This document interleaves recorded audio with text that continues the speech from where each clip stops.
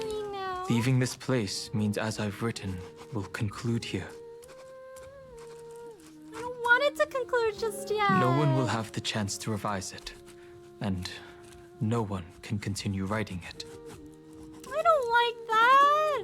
We can't make new experiences with them. Don't leave any regrets. I won't be able to see them anymore.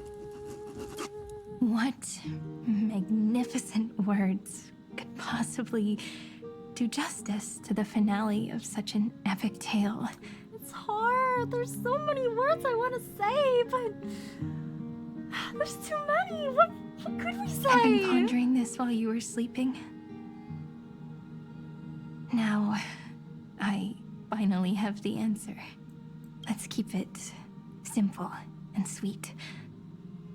In our virtual extrapolations, we've lived through epochs longer than the lifespans of many stars. No language in this world, no written words, could ever carry the weight of this journey. In that case, let's not be bound by the minutiae of words. Those who understand its passion and romance will naturally be moved to tears by the final period placed at the end. And now, it's time to say goodbye to our readers. It's so pretty! All the Chrysos heirs. We have Maide here, Cypher, Aglaya, and Danhung playing a leaf, playing some music. Hysealin's on her violins, Saridra, Trivios, Anaxa, Hyacinth, Casterus, March, and Fiden! I love how he's just sitting crisscross applesauce right in front of Cyrene, just like he did when he was a kid. He was like, yes, Cyrene, tell me some of your stories. And so we reach the final page of As I've Written. Let's not leave behind any regrets, everyone. Everyone's here. Who wants to write the first line? I love how Trivios is in her original form, too. Going first is the hardest job. I don't want to make a fool of myself. What is like, yeah, no, anyone else want to volunteer? Hey, Maide, why don't you contribute? I love how they call him Kazlana, too. How about letting the great Imperator draft it for us? Are you all such cowards? She's like, I suppose I will. Then I shall enlighten future generations, just like the 30 million cycles of flame chase. Without me, there is no world. Go think, observe, and conquer. Ooh, and conquer. What's wrong? Everyone's gone quiet. Everyone's just so shook because it's so profound. The great Imperator set the bar way too high. How are we supposed to follow that up? It's difficult. Where Just the gotta keep Emperor aiming. leads, loyal subjects must follow. I guess only the Dux Gladiorum could possibly match that kind of overwhelming presence. Oh, anything to contribute, Hysealin's? Me? That suits me just fine. Once the deed is done, one should leave decisively, letting posterity judge right from wrong. Until we meet again in our next conquest, my dear Dukes. Oh, in our next conquest. The stars shall sing of the Imperator's great journey. I should have shared a drink with you all, Dux Goldweaver. Loosen up, Hysealin's. Is she gonna vanish into gold text on the page too? Life is like the ocean. Tides rise and fall, and everything eventually dissolves into the waves. So, sing your heart out in every moment of your existence. Tides rise and fall, everything eventually dissolves into the waves. Sing your heart out in every moment of your existence. Whether it's a feast or the nihility that awaits ahead, Live life to its fullest. I will find its radiance and sing its praises. May the next feast be eternal. Yes, may the next feast be Miss Hysealin's toast is so poetic. We're all Does everyone have to be so poetic? In my opinion, we should leave some real words of wisdom for future generations. Ooh. Next up. Any volunteers? I'll do it. Oh, my There's no dragging one's feet in the Kremnoan language. Does the Kremnoan language even... Of course, Marty's about to say something super profound. And Kazana's like, so, does the Kremnoan language even have a word for that? Haikis, don't interrupt. I love them. I'm gonna miss them so much. Kill the play, and games shall be born. Kill the strife, and glory shall descend. Not bad at all. But now I can rest easy. After all, Ooh! the lines I prepared are way more profound than yours. He's like, I've won. I'm good now. Huh. If nothing else, you're certainly unmatched when it comes to singing your own praise. Aww. Farewell, everyone. If we meet again, I shall once more become your steadfast support. Aww. That's a promise I won't back down from. We'll be best friends forever. Mighty Mouse, become king. Oh, he's gone too. What's up, Cass? It's nothing, Lady Trebios. I just finally realized something. Then speak your mind, and let your words be immortalized on the page, Cass. If your heart still has room to spare, share a bit of gentleness and softly cherish all the beautiful things around you. Aww. That's so beautifully said, Cassie. That's so pretty. Thank you, Miss Hyacinth. My only small regret is that I couldn't fully embrace this world I loved so dearly. I hope those who read these words can fulfill this wish in my place. Everyone, let's meet again at the end of the West Wind. In the future. The place you reside is the gentle sea of flowers. Well then, it's my turn. Oh, Anaxa. Take it away with your performance, Anaxagoras. This time, you won't have to worry about being interrupted. She's like, go off. Yap as much as you like. Then I must thank you all for being such a captive audience. Now, with this golden opportunity, I shall reveal to the world my insights into the world's ultimate truth. Oh. Truth is a solvent that dissolves all things in the world, and thus cannot objectively exist. Ooh. I have a brilliant proof for this in mind, but since we're nearing the end of the story, I shall not elaborate. Oh, it's up to us to find out. Is this your final question for future generations? Oh. No. This is an established fact. Established not up fact. for debate. I call it Anaxagoras' last theorem. Oh, you. Still as profound as ever, Professor. We've got time, you know. If you don't explain it clearly, future readers might not grasp your true meaning. You gotta elaborate, Professor. The true meaning isn't important. What matters is the emotion that stirs within them when they read these words. At that moment, the theorem's mission would be complete. So, your lessons are far from over. But taking a little break for now wouldn't hurt. Then... class dismissed. Class dismissed. The seeds you've sown are already sprouting. Would you mind if I write the next line? Oh wow, he has a lot of text. Huh? I actually thought you should be the one doing the final wrap-up. But We'd never turn down a request from you, Aggie. Teacher, Cyphera, thank you both. Trust and selflessness are the two most beautiful garments in the world. One to gift others, one to adorn yourself. One's golden and one's purple? Everyone's saying such profound stuff, and Biden's like, one's golden and one's purple? Oh my gosh, my favorite colors. Not being able to completely change your fashion sense is my only regret across 30 million cycles. She's like, it will happen someday. We'll try again. After all this exhaustion, I just want to take a peaceful bath now. I'll see you all again at dawn. Oh, bye, Aglaya. Thank you for your hard work all this while. Lady Aglaya just can't give up her favorite hobby, can she?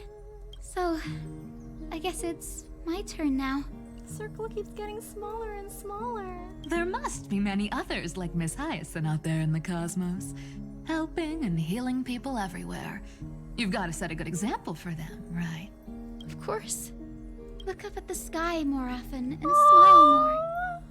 Many stubborn ailments fear optimism, but it's the best medicine. Oh, that's so sweet! It's so catchy. The kids will definitely love this message. Keep smiling, it's the best medicine. When it comes to understanding children's hearts, Lady Trebios definitely knows best. Look, the Rainbow Bridge is already hanging in the sky. Shall we get going, little Ika? Oh, little Ika! It's you who healed the sky. Oh, bye. What's on your mind, Miss Cypher? I'm thinking, should I leave behind a riddle? Some twisted, convoluted scheme that'll drive everyone in the universe mad trying to crack it. Some mischief. I see. Oh, whoops. Oh well, my brain's not working right now. Let me be genuinely sincere for once. Let's go back here. I see. You know what? Just go wild with it. No one's gonna judge you. He's like, go ahead, cause some mischief. Oh well, my brain's not working right now. Let me be genuinely sincere for once. Don't be afraid to fall. Just run. Destiny's just a slow-moving nymph. It can't catch you. Keep pushing forward. Don't So be afraid in the of failure. end, little Syphy's message was the most straightforward one. Even if you combined 30 million of me, I probably wouldn't have read as many books as you did in one lifetime. I won't pretend to be cultured before Big Sis Treeby, Trinan, and Trian.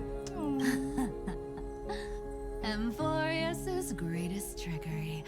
Gotta bounce now. Meow! Bye, Cypher.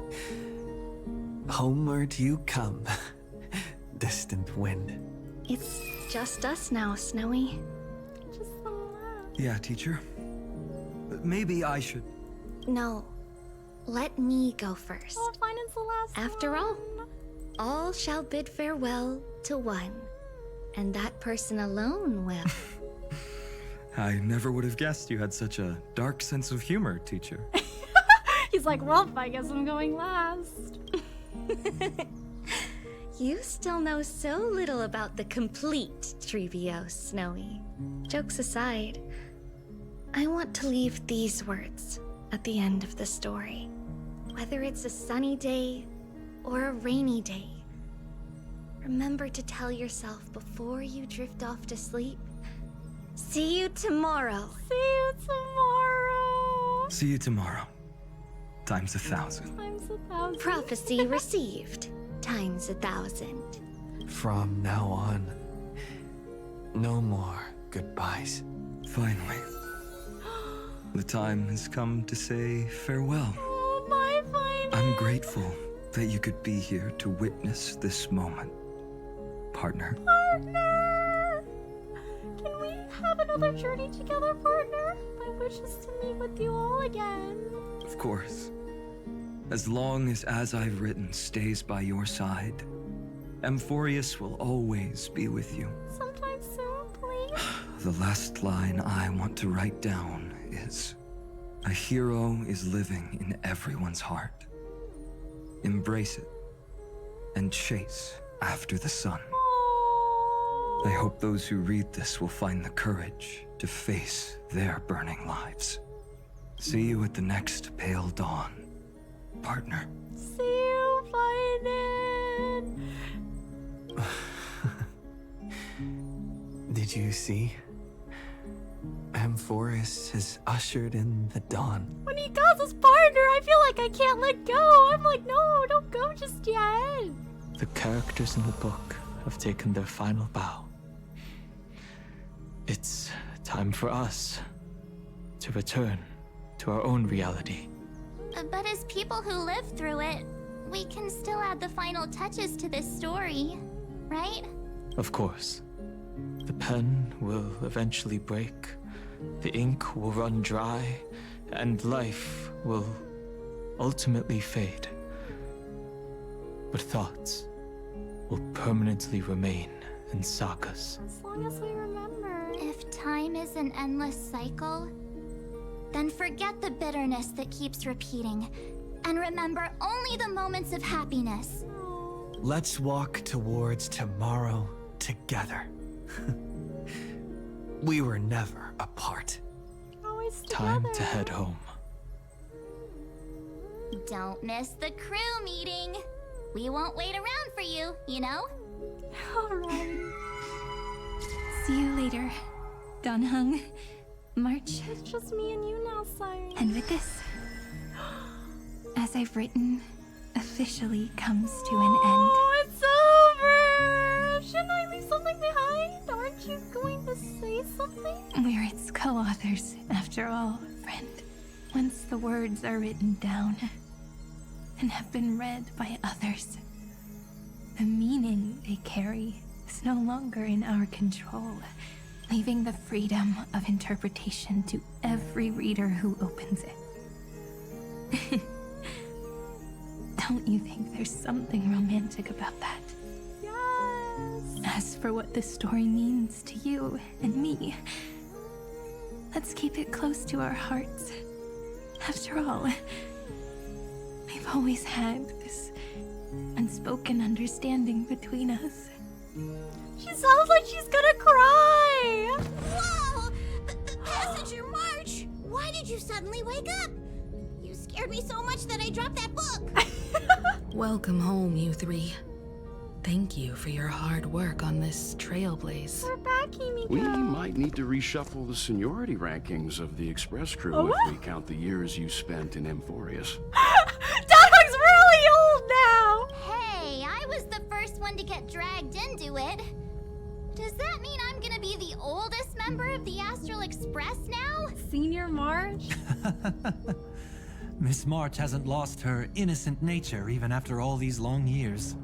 In other words, she hasn't really grown up at all.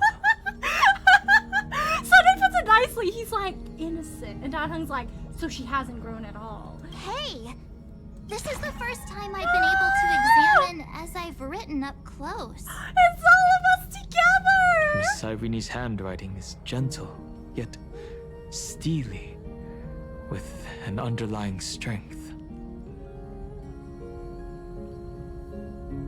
I had no idea it was so sophisticated. Looks like I need to brush up on my knowledge in this area. Maybe start with a few basic books first, to get your feet wet. Look who's talking. As if you're not glued to your phone in your room all day. Hey, I'm reading good literature on Archive of Our Own. Huh? Wait, Oh? something fell out. Is it the quilt It's... head? Is that a bookmark? Oh? In a corner, unknown to everyone, there was actually an untold interlude that took place.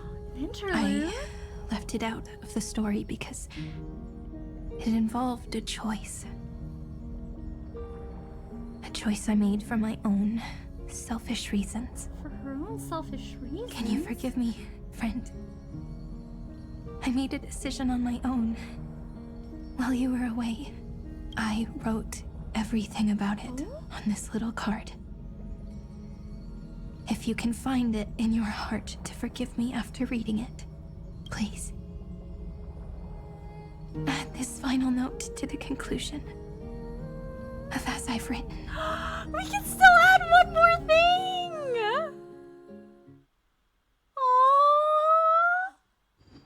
Aww. Moments after the fall of Iron Tomb.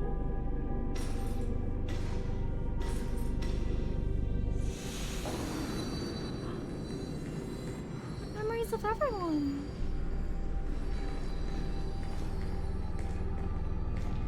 Memories swallowed by Iron Tomb. Return now to reality.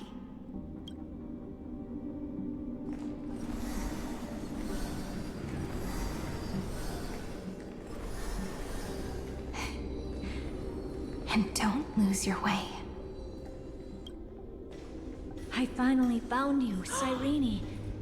Demiurge. Oh, she's talking to Herta! We won the battle. Thank you, Madame Herta. Without you, we never would have stood a chance. Still, there's something weighing on you.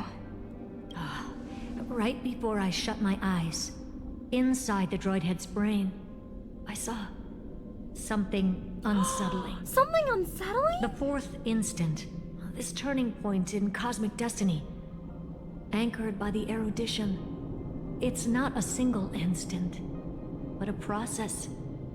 A chain of events. Oh no, a chain of events? So, this victory isn't the final piece of that chain? Oh man. Far from it. This is only the beginning. The first toll of the death knell for the cosmos. Oh no. That sorrowful look doesn't suit you, Madame Herta. Don't hold it in. Tell me. Not long ago, you crossed paths with the Eon of Remembrance again, didn't you? Yes. Even if the figure was hazy, I knew right away. That was the god from Cyrene's dreams. Causality has gone wrong, just as I thought. It's gone wrong. Causality? Causality? Let me put it in your favorite fairy tale terms. The universe began as a seed. It grew into a great tree. And the present is its branches and leaves. The erudition calculates how the future will sprout. With so many possible outcomes, they choose to anchor one path, cutting away the crooked or fragile branches. Oh, trimming the branches. But if things continue that way, the branches grow endlessly, the leaves multiply, and one day the tree collapses under its own weight. That is why there is a concept in biology called lignification. Lignification? Soft sprigs form a hardened shell and fuse with the trunk. Oh? For the universe, that process is what we call memory. Memory! Under Fooley's record keeping, the past becomes memory. In the corners, they forget. Even the events of the present become fruit without roots. So it is the opposite of the erudition. One calculates what is to come, and the other holds on to what came before. We were never meant to have to speak of this.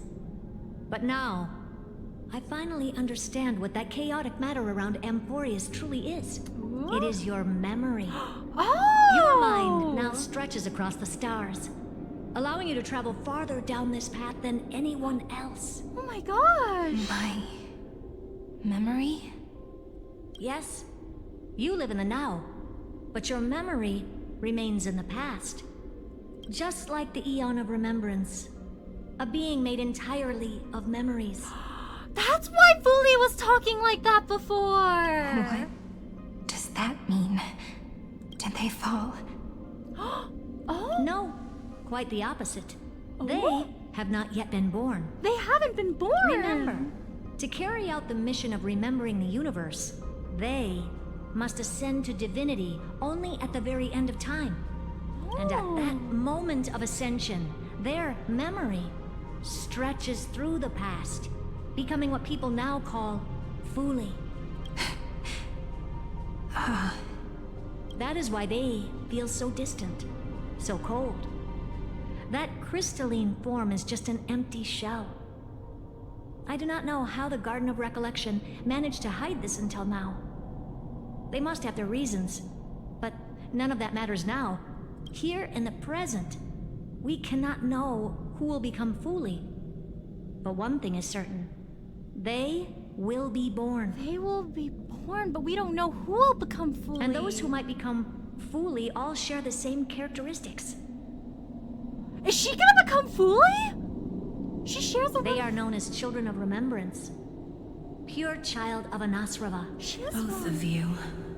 Children of Her Remembrance. March. So help us. Find where Amphorius's memory began, and bring it out. We are the sacrifice the garden used us. The pure child of Anasrava. Abandon us! So that name, it was never my past. It's her future. It was my future. Oh my gosh! Or maybe it is the present. Noose has revealed to me two paths. And on both paths, I see you standing. Both of them! The first, follow the trail of memory you have forged. Break free from this world and reach for the stars. That would mean Amphorius's causality will no longer concern you, at least not the person you are now.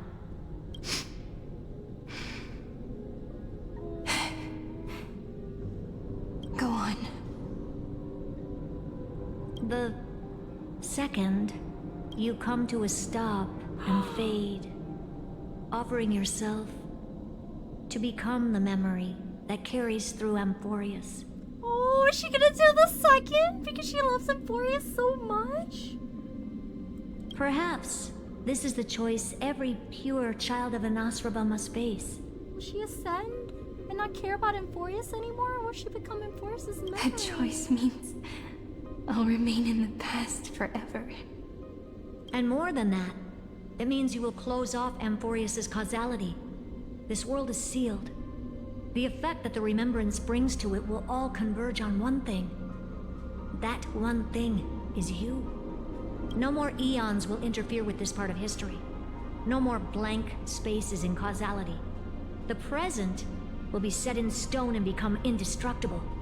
There are two paths, and only one leads to the right end. Droidhead didn't tell me the answer. Oh, it's gonna be hard to choose. But I can guess what might happen if you choose wrong.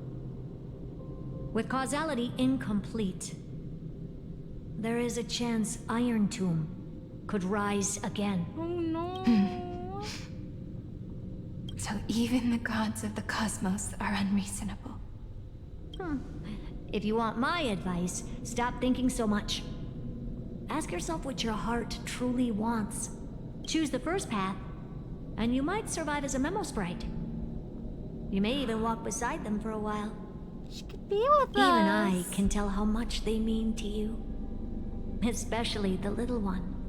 But if you take the second one, then you may have already lost the chance to say goodbye. Oh, I've already lost the chance? Oh no, is she gonna choose the second one? I have made my decision, Madam Herta. I thought you would need more time to think it through. The answer is clear, is it not? Still, I do need a little time to quiet the sorrow in my heart. His kindness is always just right for the moment.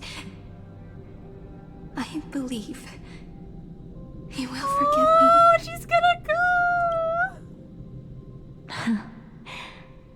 Oh no, we weren't able to say bye. I will say no more. I would rather not break the mood. But may I ask you one last thing? Of course. Why?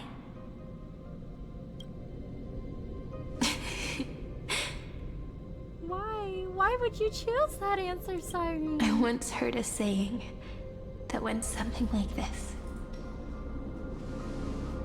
Divinity is flawless humanity.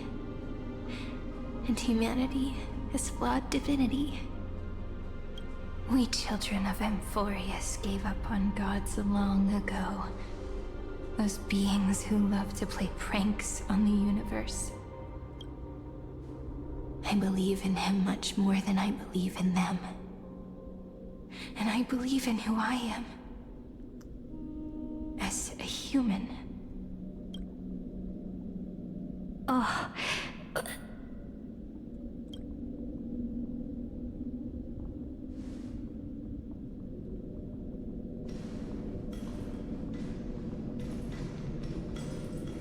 That really is a comforting answer. As for the one wish I still have trouble letting go of.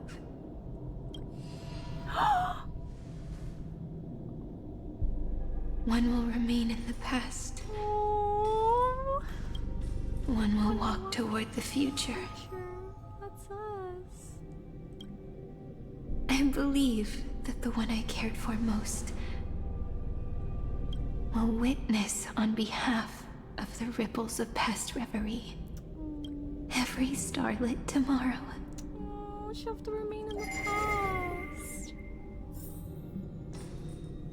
Moving backwards through remembrance. What a curious feeling. Is this the moment Iron Tomb declares victory and casts the destruction upon the stars? So back then, in the path space, it was I who found me. Oh. The gods' whispers were nothing more than a girl talking to herself. Now that I remember, what I heard back then was... Oh! You, I were once progeny of deities cast fall into the mortal realm for quests and sins. Verses were erased by your hands were shouted from my remembrance of the eating the dust inside. The same way Fuli was talking before.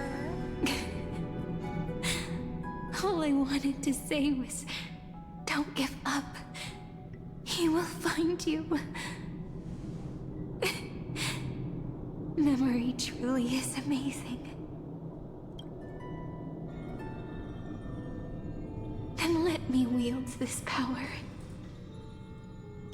and plant the seed of causality for the miracle that is destined to bloom.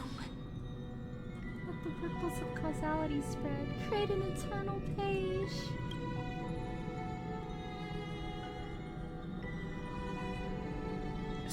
The cost of herself. Everyone else will be able to be happy. Even so, must we walk all the way to the very beginning of memory? It's such a long road. A bit lonely to walk alone. Then, would it be alright if I came with you? Oh, sorry! As long as it's Peach. Even 30 million wouldn't be too many. One is enough. Take a deep breath, and then we can set off, alright? Follow the ripples of remembrance into the past. Reconnect every moment in which the gods made themselves known. Clearly, cause leads to effect. But now, the future gives new meaning to the past. Effect flows backward and nourishes cause. Maybe that is what makes memory so beautiful. Seeing effect.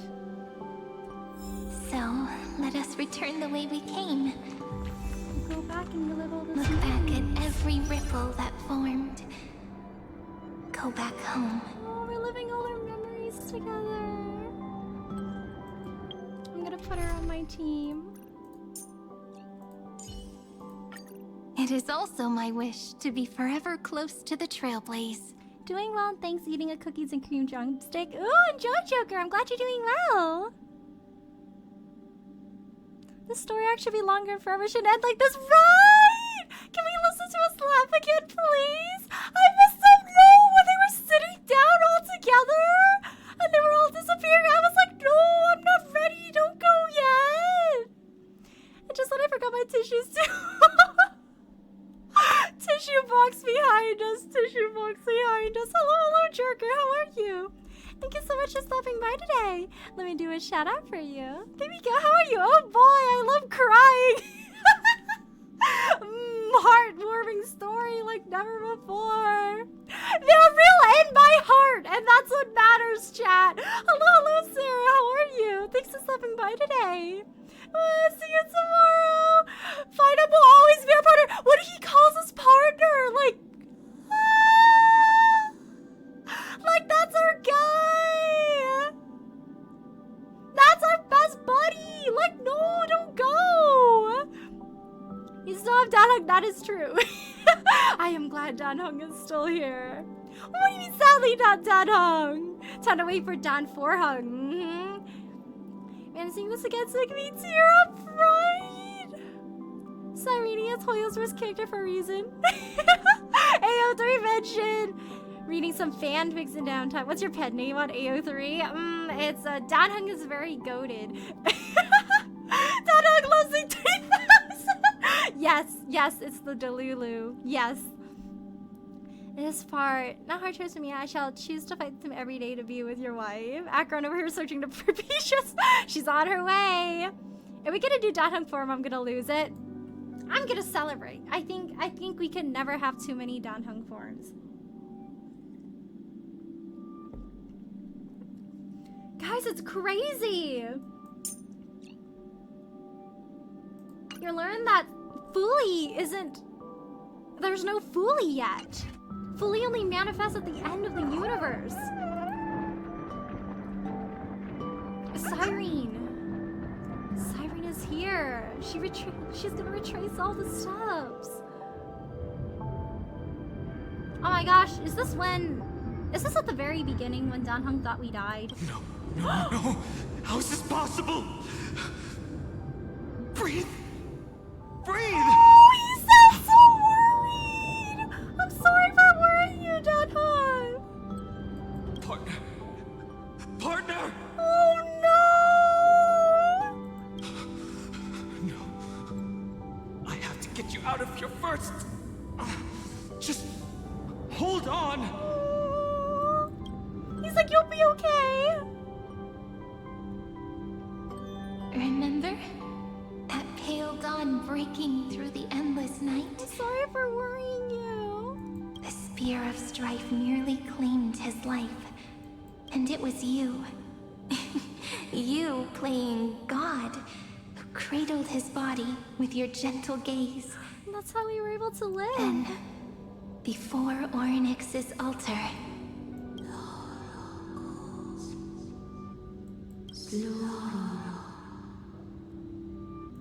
even the Titan of Time mistook you for someone else. I never imagined there was a hidden truth behind our first meeting. The first time was also the last time I saw you, friend. Let the ripples of causality spread. Look back to the moment we first met. Ma'am. When we left that temple.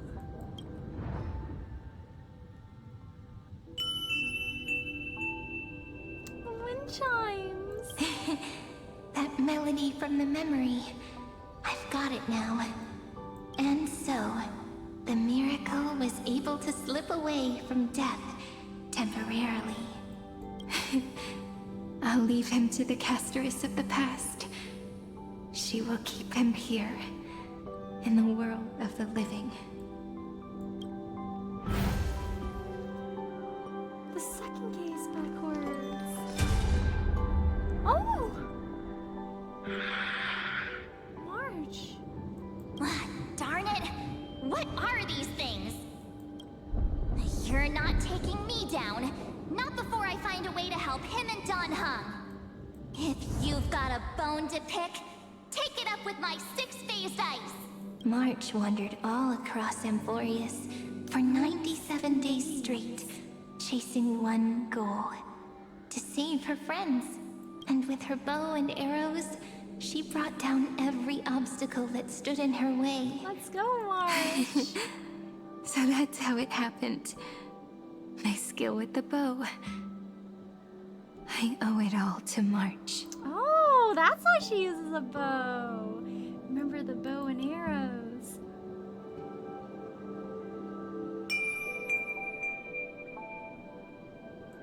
What a sweet note. I've got it now. And so, in a memory from the past, you inherited March's mastery of the bow. And that arrow bearing golden flames will streak across the stars in the future, becoming a glimmer of hope for the cosmos.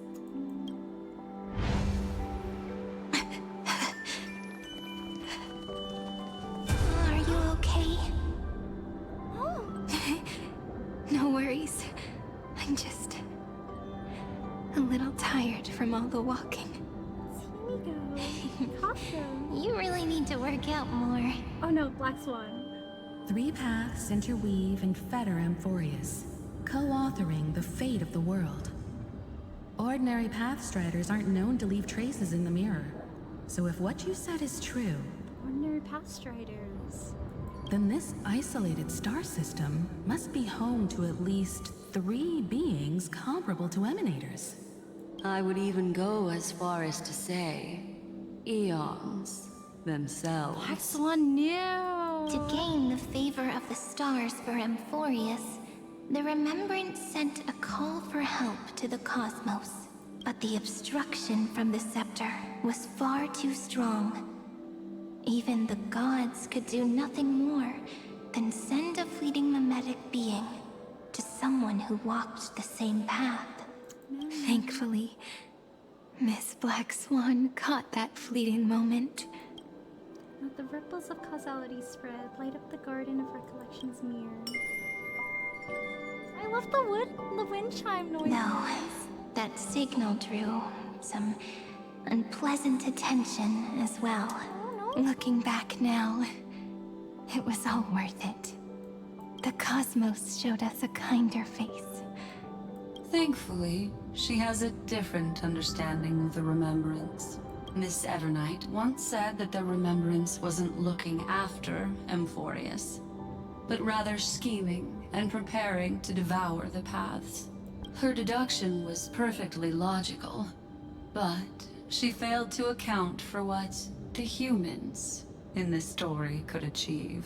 They can achieve a lot if they work together. Maybe I have a scheme of my own. A scheme that will bring happiness to everyone. Please keep helping them. And the others in the future too, Miss Black Swan. Thank you, Cyrene. Looking back on the past really does wear down the mind. Becomes more and more. And wears out the body too. Take care, Cyrene. You need to hold tight to this ceremonial blade. It's the scene. After I'm gone, it will take you back to the beginning of time. The start of a new story. I believe that in that story, or in countless stories, each alike yet unique, everyone, all the companions who sacrificed themselves, alongside the deliverer we once dreamed of as children, will reunite beneath a vast, endless sky. If we can never break free from this prison, I will stand my ground. Until the day someone shatters this endless cycle and writes the final chapter of Amphorius' fate. In the blink of an eye, we have returned to the turning point of fate.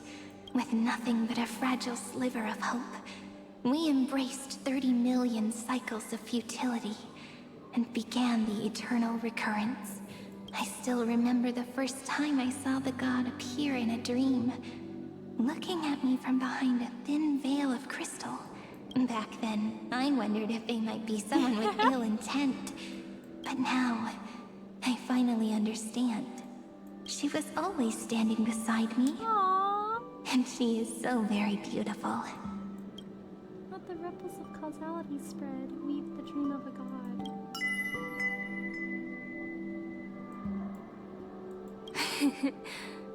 Causality really is a force that cannot be stopped. Even if I wanted to leave a few more words for Cyrene, it seems I no longer can. After all, you still have to leave behind your final consciousness and plant the very first seed. The seed to start it all. I remember what you once said. When a god sheds a tear, the thing reflected in the ripples must be the most beautiful thing in the world. But do you know what Amphorius saw when its heart was born? The first thing it saw was a name. Parsing object information 0, 9, 0, 9, 3. Philia. Looks like you figured it out. Sometimes, all it takes is a change in perspective to reveal something truly unexpected. Don't you agree? That's right. Turn these numbers upside down, and you'll see a beautiful eternity. Something we believe in. The ego. Ego!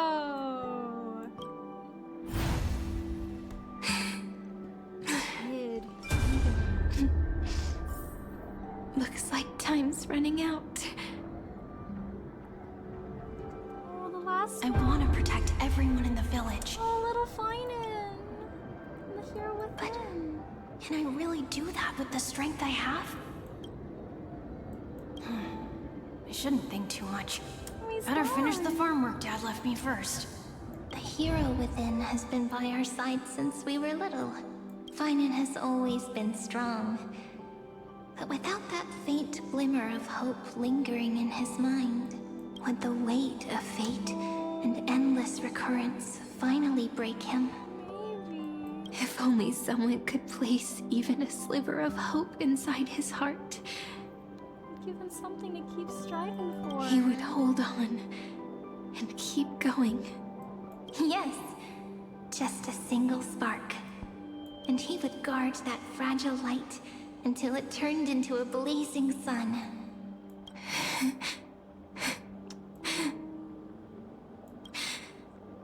I no longer have the strength to make the hero within look like him. So, let me leave behind a prophecy for him. Prophecy. Proclaim the pale dawn. Take this wish with you.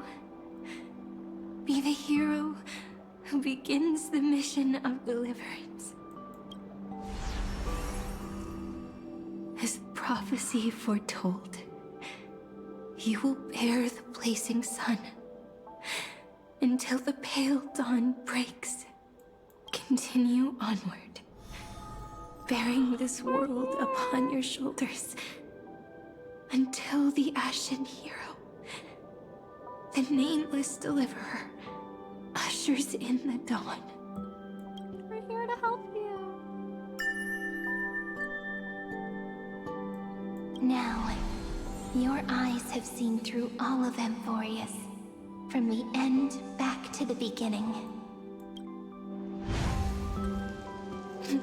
Ripples and bit the final Looks farewell. like time's running out.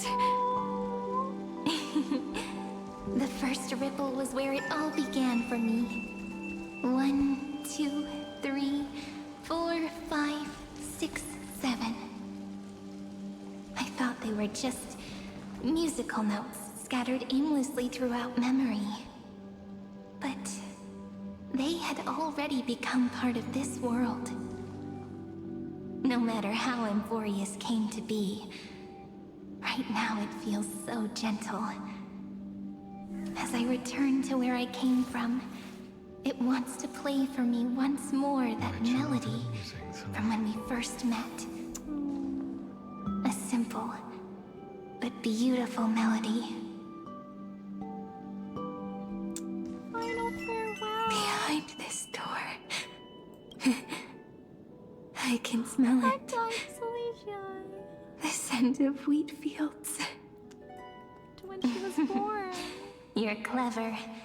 I bet you figured it out long ago, didn't you? Right underneath the big tree. The end of this journey back. The final gap in Amphorius. It leads to the place we both call home. We can finally go home. Are you ready? Back to where everything began? If you leave memory at the very beginning of the story and cast the first stone, that final gap in Amphorius will close. The causal loop of Amphorius will become a fixed point in the stars. And if I don't do that, then this world and the cosmos beyond the sky might still fall into the destruction. There's no way we would let something like that happen, right? Exactly. I remember that tree in Heirs Silicii. It grew all alone, unable to go anywhere.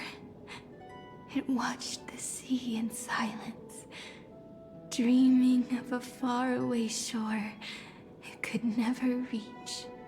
But now, the tiny boat sets sail.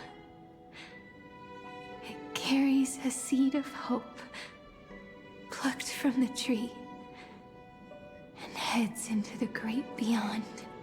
Even if the boat's shadow fades quickly from sight, the tree knows that its wish will bloom on the other side of the sea.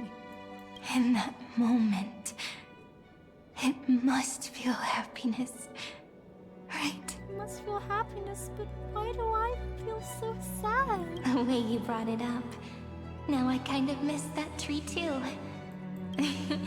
Come on, let's go home together. Take it with us, back to the sacrament courtyard. Back to where everything Let it become remembrance's anchor, tying together the times we knew so well.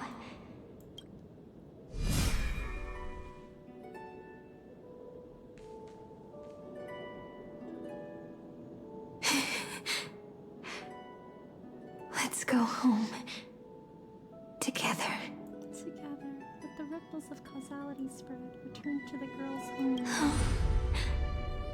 That final note. The final note. Right.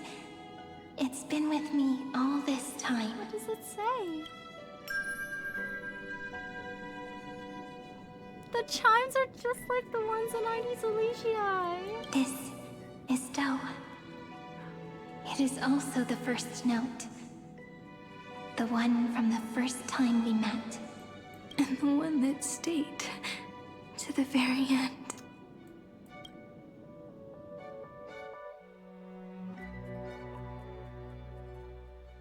Heirs Silicii. The place where it all began. It's like time itself has stopped. And the breeze and the sound of the waves never seem to rest. We've made it. The sacrament courtyard. This is the place where we first picked up the ceremonial blade. And where we first began writing journals. Now, the journey through memory has reached its end. Once the anchor is placed, what awaits us is 30 million lifetimes of reunion. Looping again and again. Endless farewells.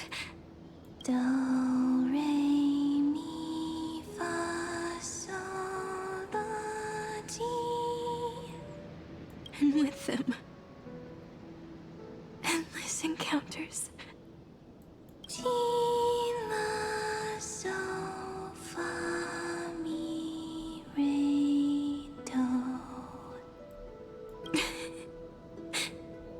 Such a happy scale.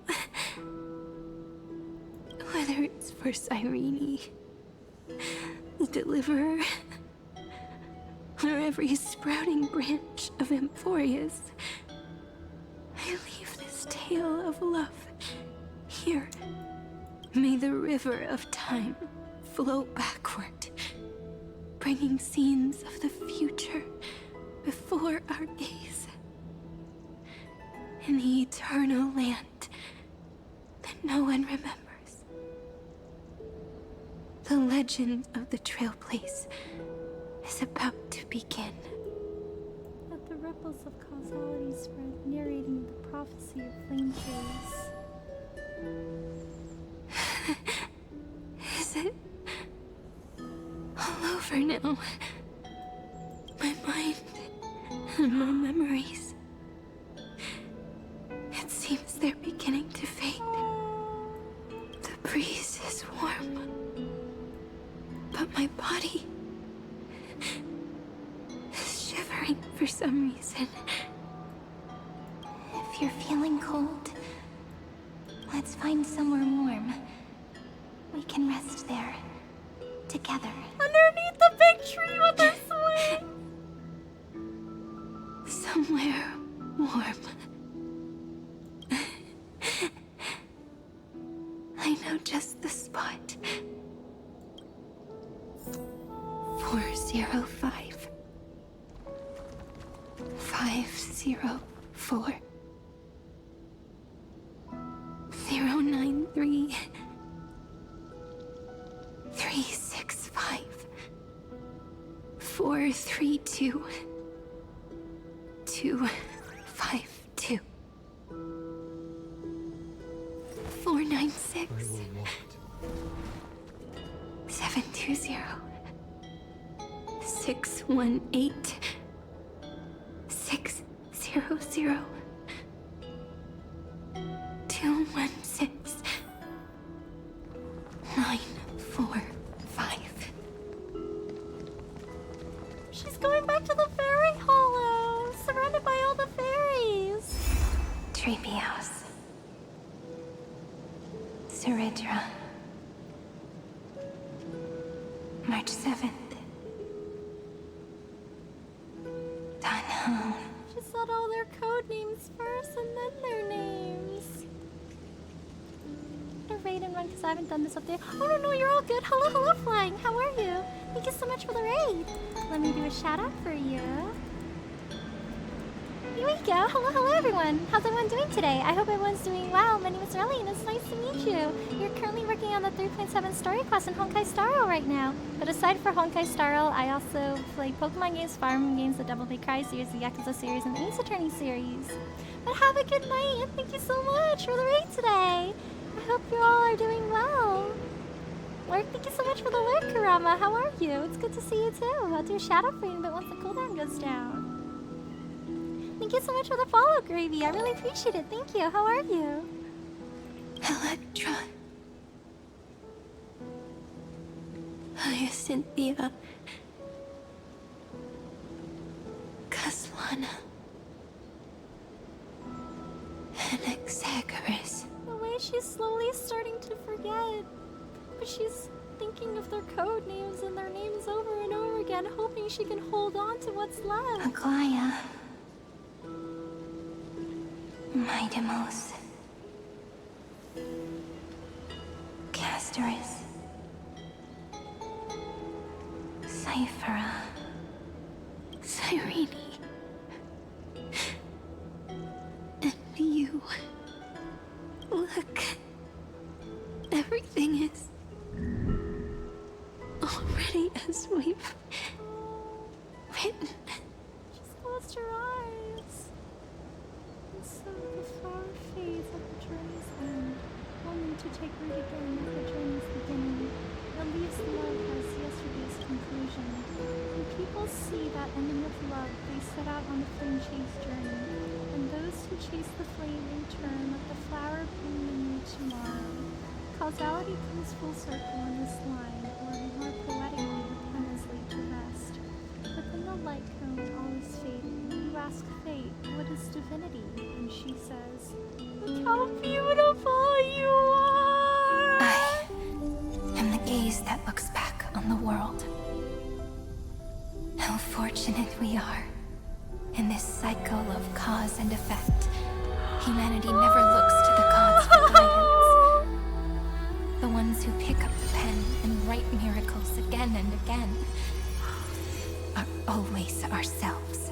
She holds it for you so tenderly. The way she cups it and she holds it to herself. The melting of Bully. To see Cyrene behind it.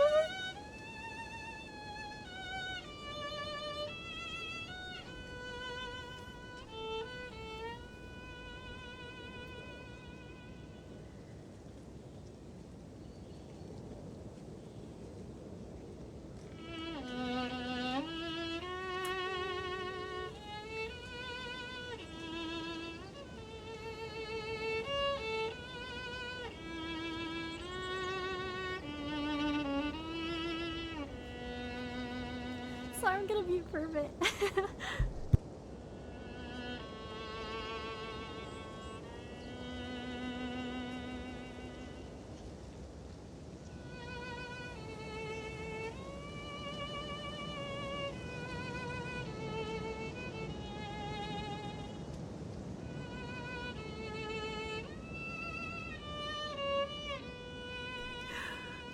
You can tell how much she loves Amphorius with what she decides to do.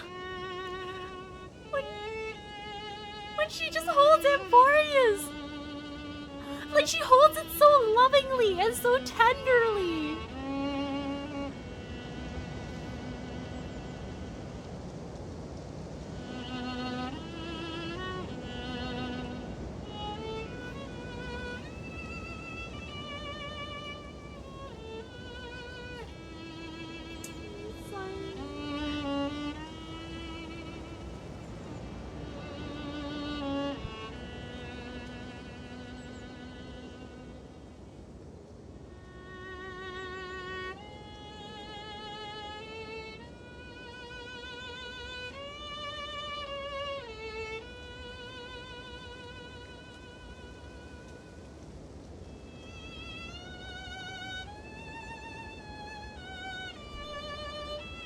Blessings of coffee upon you. Hello, Gravy. Thank you so much for the follow. I really appreciate it. Thank you. How are you?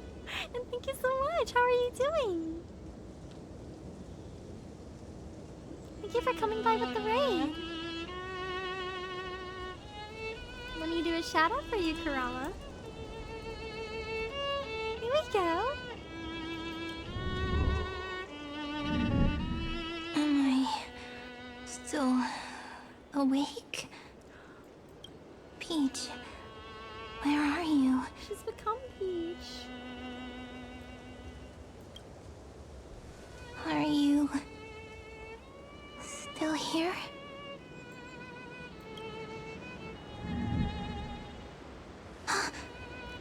She is Peach now. I shrank.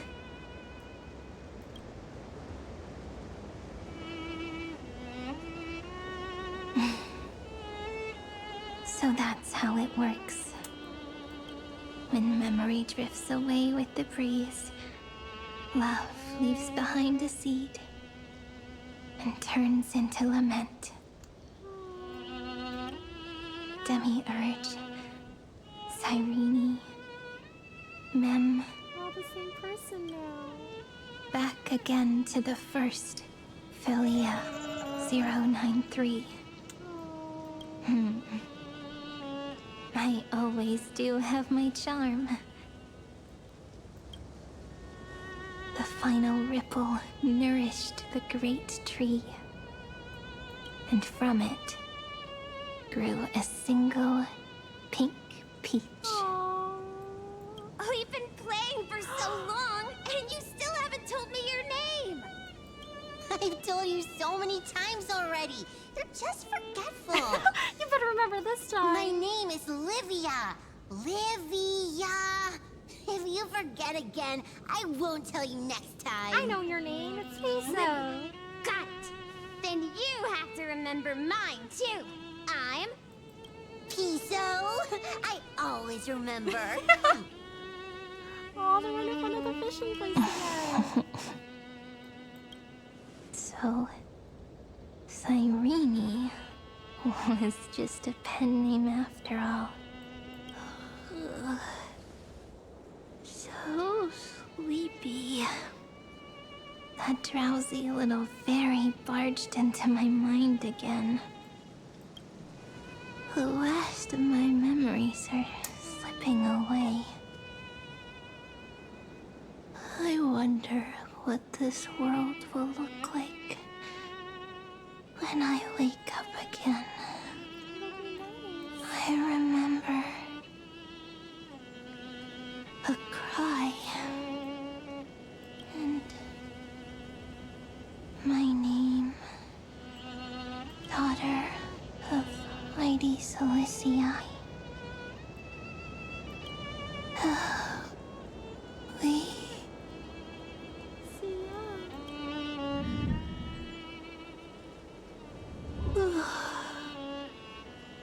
Her name is Elysia, isn't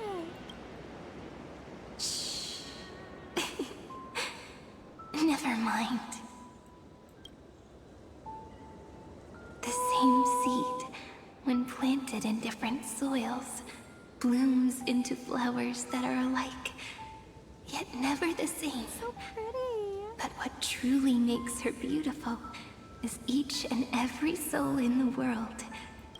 No matter what form liking takes, it is still precious love, and I will accept it gratefully and return it with joy.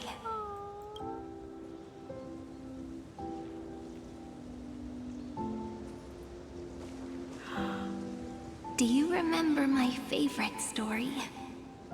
That crystal flower was so beautiful because it reflected the eyes of the little fairy.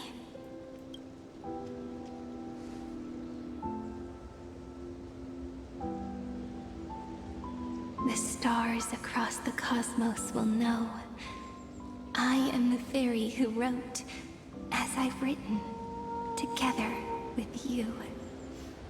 The music's making me so emotional. And in your heart, I know I will always be given the name I love most. The one you gave me. After all, we've always been in sync.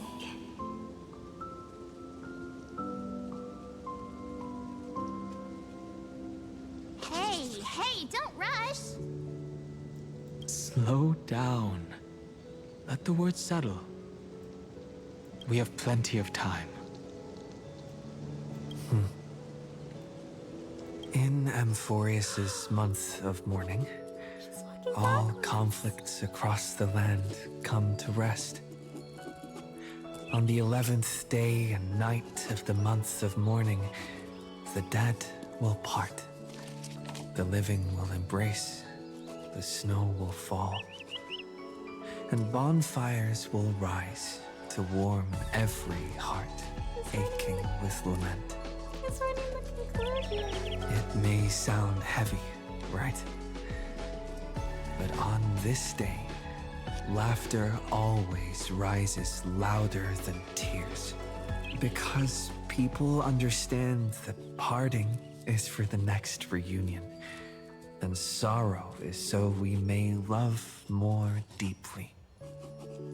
That is why this day is her favorite of the year.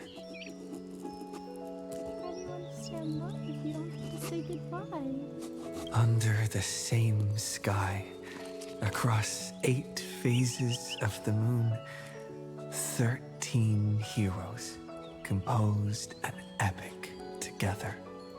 1 plus 8 plus 13 equals 2 11s.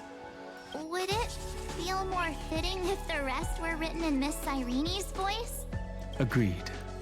Then, we'll add 1. A 1 like none that has come before. A 1 that blazes new trails. I make this wish. On the 12th day of the 11th month, 13 heroes will take every core flame ignited across 30 million lifetimes and scatter them among the stars. Later, when the people who know this story gaze upon the cosmos, they will discover that the countless stars in the sky now glow pink. And after 13 seconds, that radiant light will quietly fade away. It will be such a romantic, yet puzzling sight. But that's all right. They will keep that mystery close to their hearts, constantly pondering what the ego truly is. They will love. They will get hurt. They will rage. And in 30 million moments of helplessness, they will stitch their shattered hearts back together. Again and again. But remember this well. Losses are a constant on the flame chase journey. There may be pain along the way, but you and I will never be alone. They will come to understand what it means to lose, and in the end, they will choose to let go. They will offer their hearts to this world, to every companion they walk beside. And they will take in the hearts of others and pass them onward. For every soul that exists in this world, there is a different ego, a different prime mover of life. There will never be just one answer, not even for love. But when people gaze into the night sky and love what is fading with the same resolve they have to praise the stars, I want that soft, gentle pink in the sky to tell them love will always be answered. This is a story about love, and a story about how to answer it, whether it is one we have already written or one you are yet to write. It will be a romantic story, like none that has come before. You think so too, right? And a romantic story deserves an ending that is free and complete.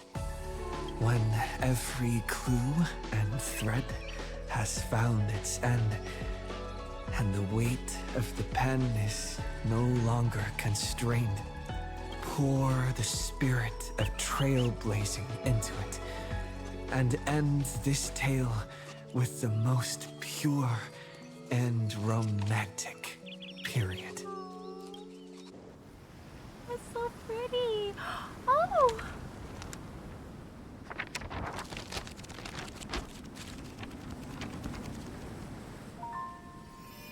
Light, sky, sea, stars, seeds, flowers, birds, hope, and love. Such words of beauty were how I first imagined the world. For as long as I can remember, I've used them to tell the stories of Amphorius. And now, this is the last one. A story about tomorrow. Dedicated to you.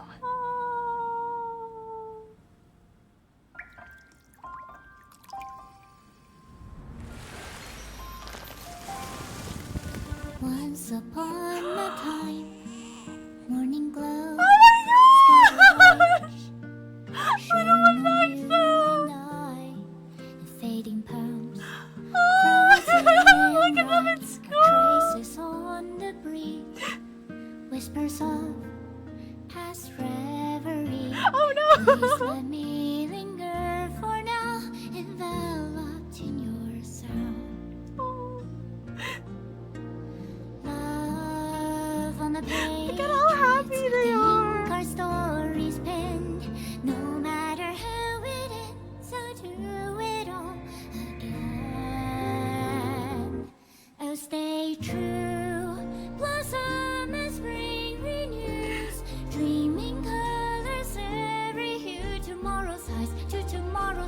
walking step beside you.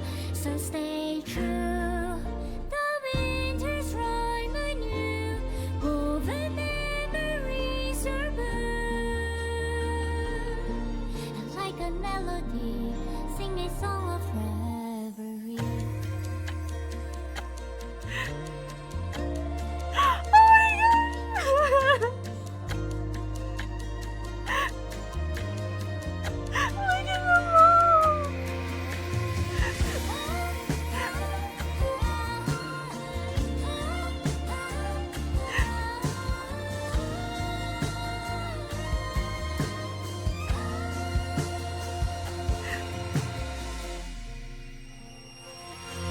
Please stay true. Cherish your memory. Go with love, your hearts, your tears, rivers flow. As gardens grow, I hope you bloom in beauty. See you soon. After the end of time, in the mountain frozen rime.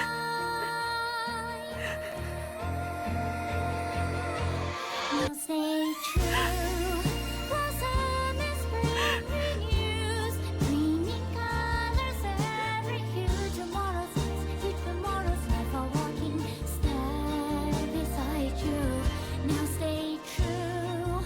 The winter's rhyme anew, woven memories are blue.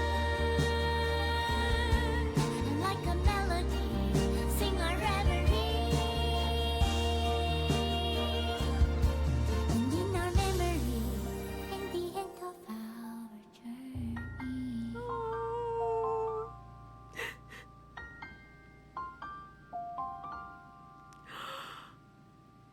I'm glove in the bed. Yeah.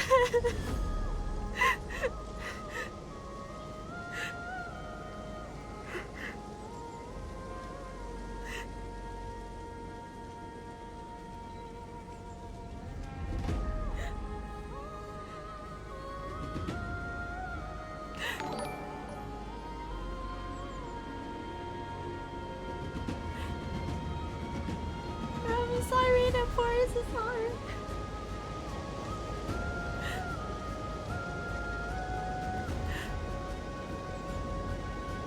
Dedicated to the hero within. May this journey lead us starward.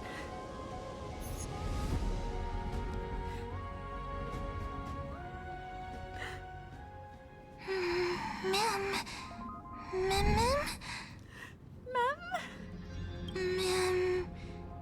Memmy. Mem.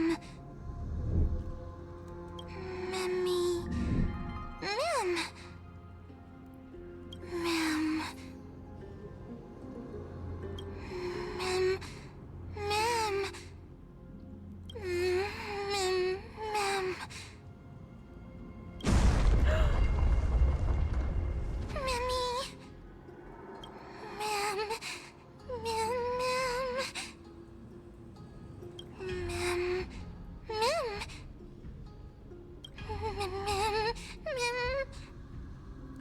Mem. Mem. It's over there. Head towards under the dome where the stars fall. Tail end upon the first encounter. Oh, this is when we first meet! We exit from here.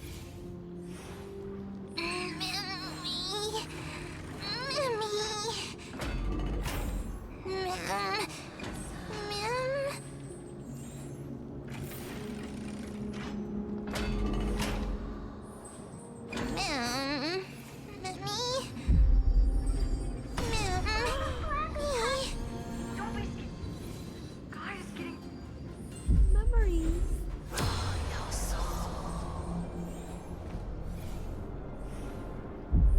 I guessed as much. It's no longer working. Looks like it's just the two of us out here now.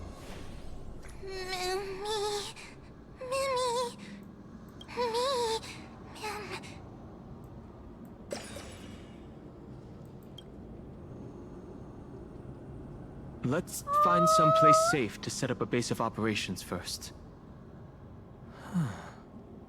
This statue and the buildings we've seen so far point to a civilization here on Amphorius.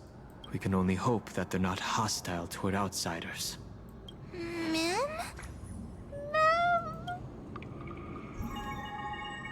I've reunited with you so many times, and every time feels like the first time we met. Each time, love breaks through the stubborn cycles and takes flight toward a pink tomorrow.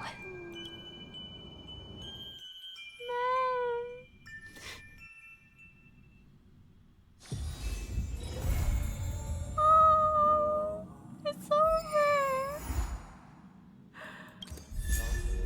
Oh, Mem Lycos. Finished epilogue.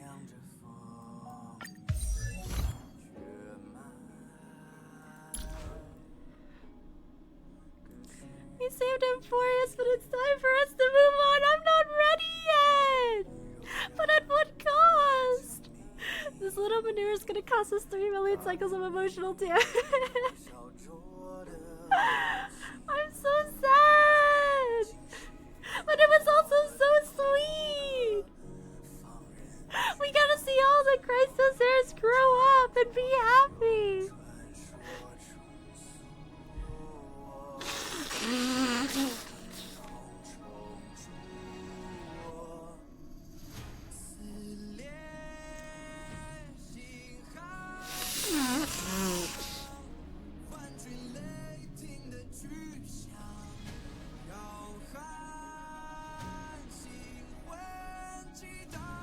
Oh, thank you so much for the follow, Garfield. I really appreciate it. Thank you. Don't worry, Rally Hoyo isn't ready to move on either, which is why 4.0 is still. The devs were like, no, it's too soon. It's too soon.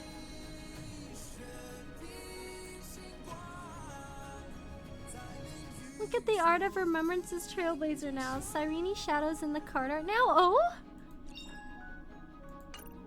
I saw that something changed with the art.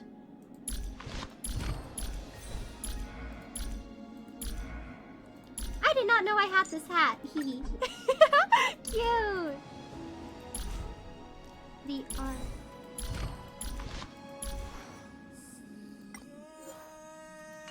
Data bank? Okay.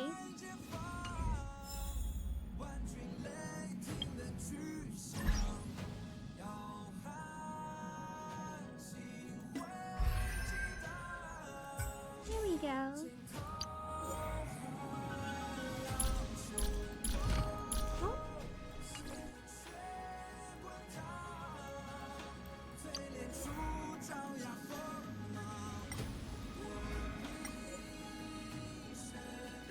Oh my gosh! You can see her down there now! Oh, she's forever watching! Forever living it with us! She's forever watching over us! Through all those cycles! Oh, oh, Cyrene!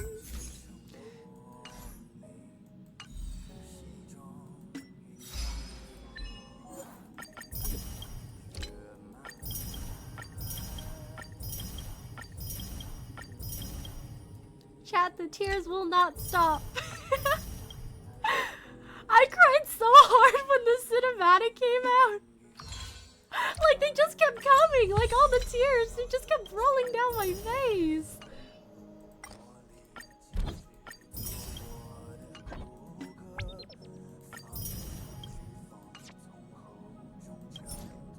Oh, it's Mem!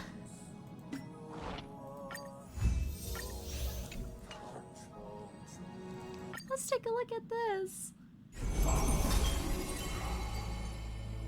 Right story. We have one more. having witnessed a romantic story like none that has come before, now drop in that strand of nameless recollection. Oh! Cyrene, those flame-chasing people, those forgotten stories, as I've written. My flawless ego, Cyrene, the Hersher of human ego. Micro Are you ready?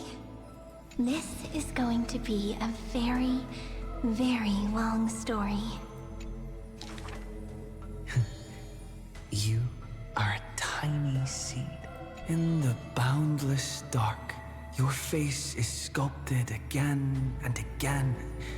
A smile, a faltering word, or a tear. A lingering sigh. But when a ray of light breaks through, the Stellaron unravels your fate. Since that moment, you were meant to be a soul, yet you are hollow. You were meant to be the answer, yet you know nothing. At some point, you awake once more as a dead seed in the prison of remembrance. This is a tomb crafted by the body to trap the soul. You will neither wither nor hold a future anymore. Heart of Amphorius, Demiurge. Who's calling you? Is that your name? Hi, miss me yet? Before being dragged back into the sinful loop by tongues of fire, she left you a story.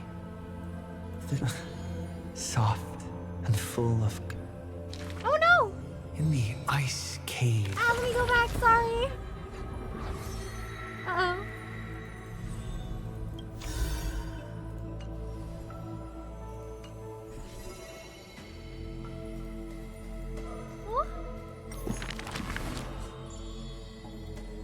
Here we go.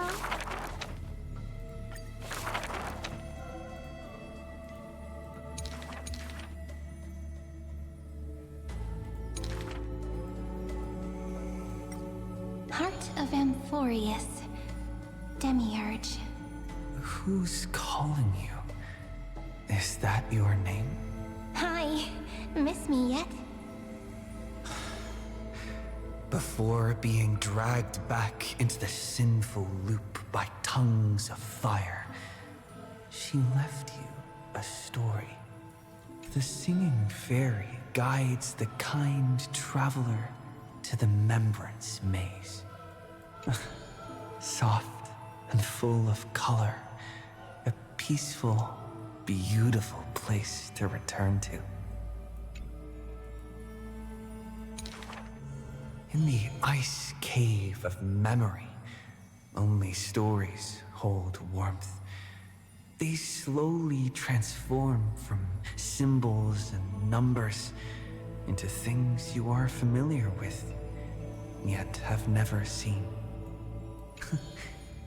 Rainbows, clouds, and flames dance through the story.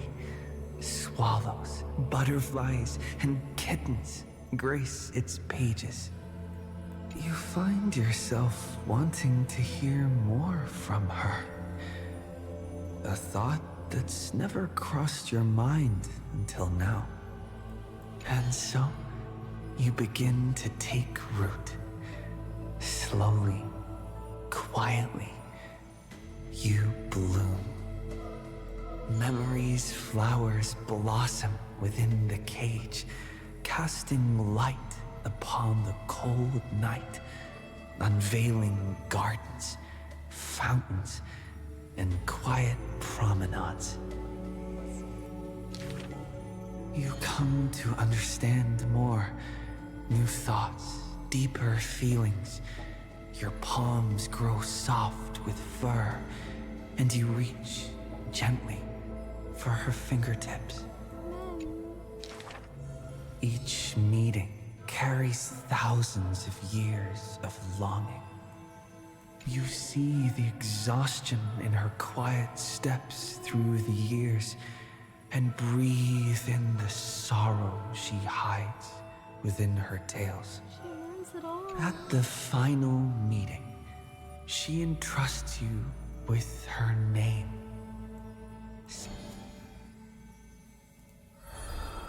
No, why do I keep doing that? Oh my gosh! And Forrest is in her palms now, and look at the little mem! Each meeting carries thousands of years of longing. You see the exhaustion in her quiet steps through the years, and breathe in the sorrow she hides within her tales. At the final meeting, she entrusts you with her name, Cyrene. The ripples of past reverie carry romantic poems back through time. So pretty. It's amazing there are things that can move us to tears. That's a new detail. Yeah, it's so pretty. When you finally escape the cage, your heart no longer knows emptiness. You have Peach with you. Ma'am. As you lose yourself, forgetting even the name you were given. But one desire lingers: to turn the next page of the unfolding story. As the memory's flower withers, it bears a fruit shaped like a heart. You lose yourself, forgetting even the name you were given, but one desire lingers to turn the next page of the unfolding story. She doesn't remember anything when she meets us. The remembrance's messenger takes your hand through blooming gardens and hushed galleries to where the stars unfold above. A shooting star flashes by like the most brilliant pen, carving staccatos into the endless loop of night. The pink blossoms in the background are so pretty. Mimi! Hello, ma'am. The story unfolds beneath the dome. The future lies where the stars fall. They cast their gaze into the coffin of memory. This is the moment you first meet your companion. Mimi.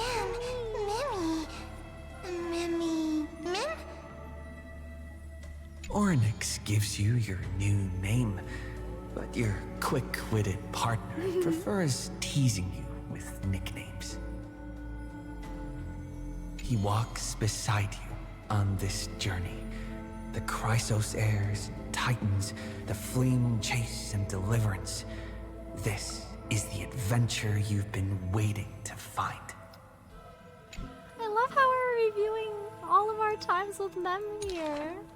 You find Strife's weakness, seal the black-robed swordsman in the ruins of a past life, and soar again with the heroes to the sky. Justice has a partner, and it's me. You too tread in the grove, gurgling, almost drowning. Just erase this from your mind quickly.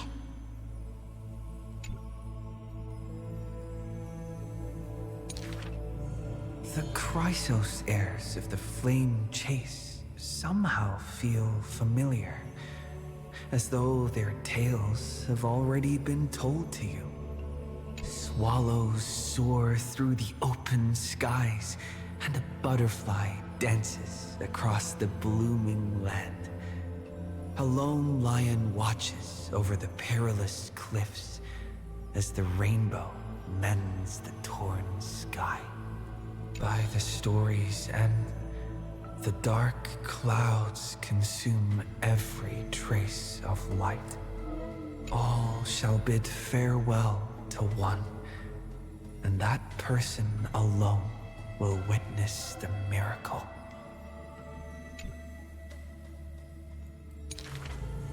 Hatred flares from the heart of the blazing sun, and the world falls apart, carried off by the chaos of time. And though only ripples of past reverie remain, they still sing brave poems alongside it. Act concluded. I love how our symbols are hearts. And them reaching out to also embrace Euphorius. May the days ahead embrace you like the softest fluff. Here lies Ides Elysiae, Cyrene's most beloved sanctuary. Forever warm, forever gentle, the place where the story begins again.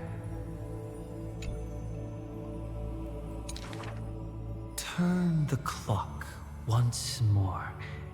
The ink rewinds, and the sun rekindles its flame. At the zenith of the world, enter a grand feast for all. People gather under the banner of the flame chase and drink their fill. You are finally able to take on the persona of a human being, reconnecting with those old friends, entering them into As I've Written. How do I begin to write you into a story? With her own hand, the ruler writes, I love the world, just as it loves me. Between hearty swigs, the knight murmurs under her breath, I only love eternity. But time will not pause for feasting. The sea's depths burn crimson, and the sun begins to tilt. The Theoros bows in reverence as the flames of war are fiercely kindled. Peaceful times still last. You inscribe beauty on the weaver's gravestone, recording how a child's laughter warms the final goodbye. Alright, time for bed. Thanks for streaming earlier. Good night. Bye. Good night, Joker. Take care, rest well, sleep well. Good night, and thank you so much for stopping by today. Have a good rest. Good night. The shore on the other side will watch over the next life. With a hopeful heart, the maiden walks into the chill of the dark, awaiting an embrace. Scars will give way to peace. The warrior ascends the altar, speaking softly under his breath. The cat is not fond of warmth. She's gone. And quietly slips away from your intrusions.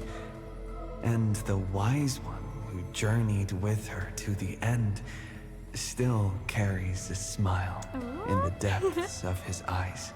Smile. The physician who bears a love for mortals wishes for you to look up and behold the rainbow's light. You say farewell to all. In a world aching with wounds, again and again, you turn the pages with a gentle hand. Act concluded.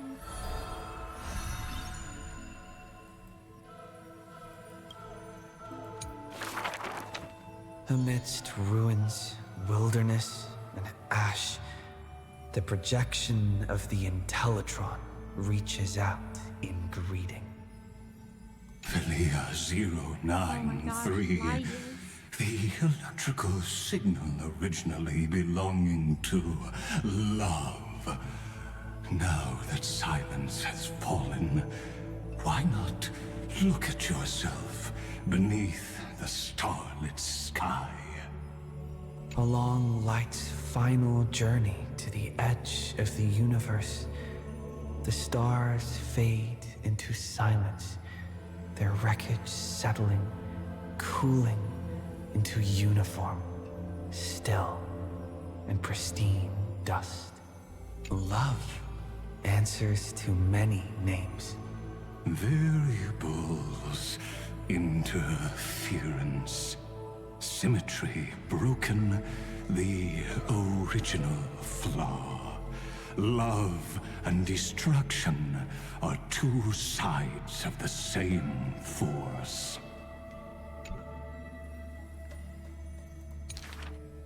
But the stars reflected in your eyes quietly speak a different truth. You waited until the ice flows stirred the slumber of time, until the azure dragon coiled along the edges of the earth, and the hero of deliverance returned once more. When the breeze lifts the weight of loneliness, as it does the golden waves of wheat in the homeland, the child who was denied the light of dawn can finally lay down the watch that melted his heart. Finally rest and take it easy.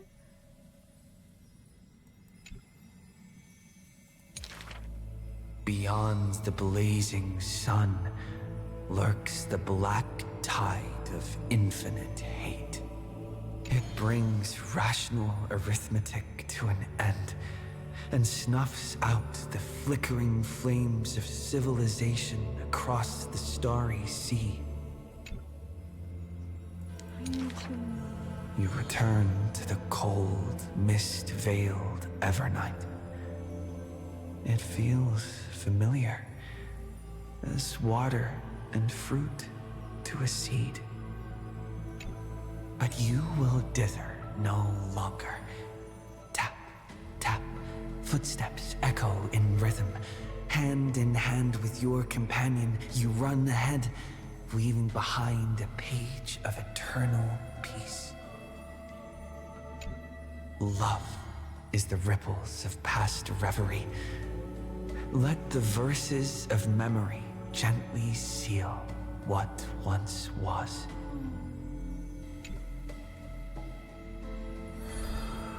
Keep it constant so Iron Team can't come back again. Thank you for all you've done, friend. Thank you for all you've done, ma'am. Now, leave the rest to me. On the fragrant shores of the west wind, where flowers bloom, I picked one without thought and turned to glance behind me. Let me uncover the missing chapters in this long chronicle of Amphorius.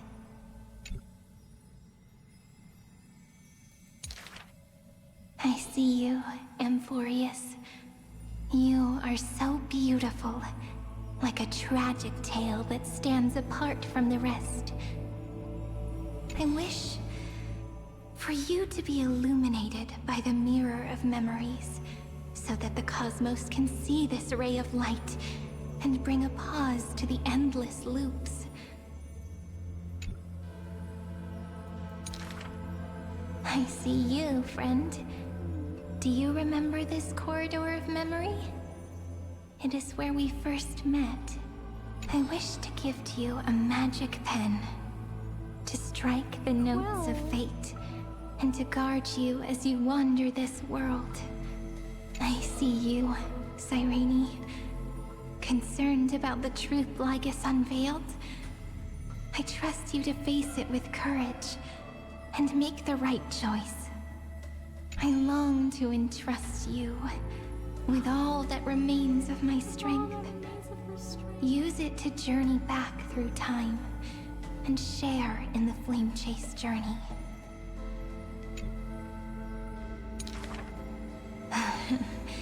I'm so tired. I can barely keep my eyes open. It would be great to find a place where I can lie down and sleep until tomorrow. This was so hard. By the way, Cyrene, I remember you once spoke of a place soft and full of color. A peaceful, beautiful place that felt like home. But where is it? Ah, so this is the place. Without my realizing it, the flower I picked from the end of the west wind has become a seed. It's gone bad. No matter. Will you let me make one last wish? I can't see you, Remembrance Maze. So I wish... Please, grow out from this tiny seed. The seed will grow and grow until it becomes a great tree, crowned with 1,000 flowers. It hums. Do, re, mi, fa, sol, la, ti. Waiting for a fairy maiden to arrive and write her very first story. You shall fade when the flowers bloom, for every ending begets a beginning. This book is dedicated to you, my friend. Open it. I'll be waiting for you in the past. Meet you there. When the time comes, whisper my name and all that she has ever meant.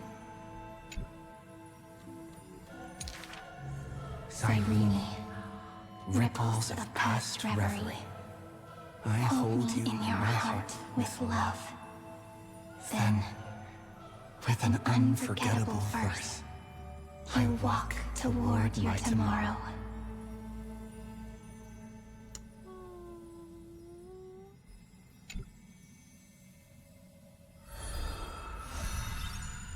I love how they confirmed with each other.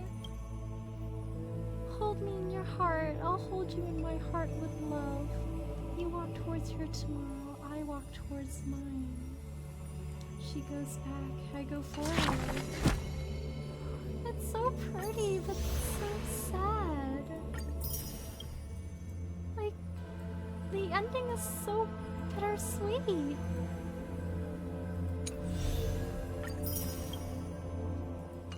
Her love for Amphorius. Go here. Oh. If you are destined to become the blazing sun, Sender Cyrene recipient Demiurge. This page's story comes from the 23rd,570th and first eternal recurrence in eternally peaceful Ides Elysiae.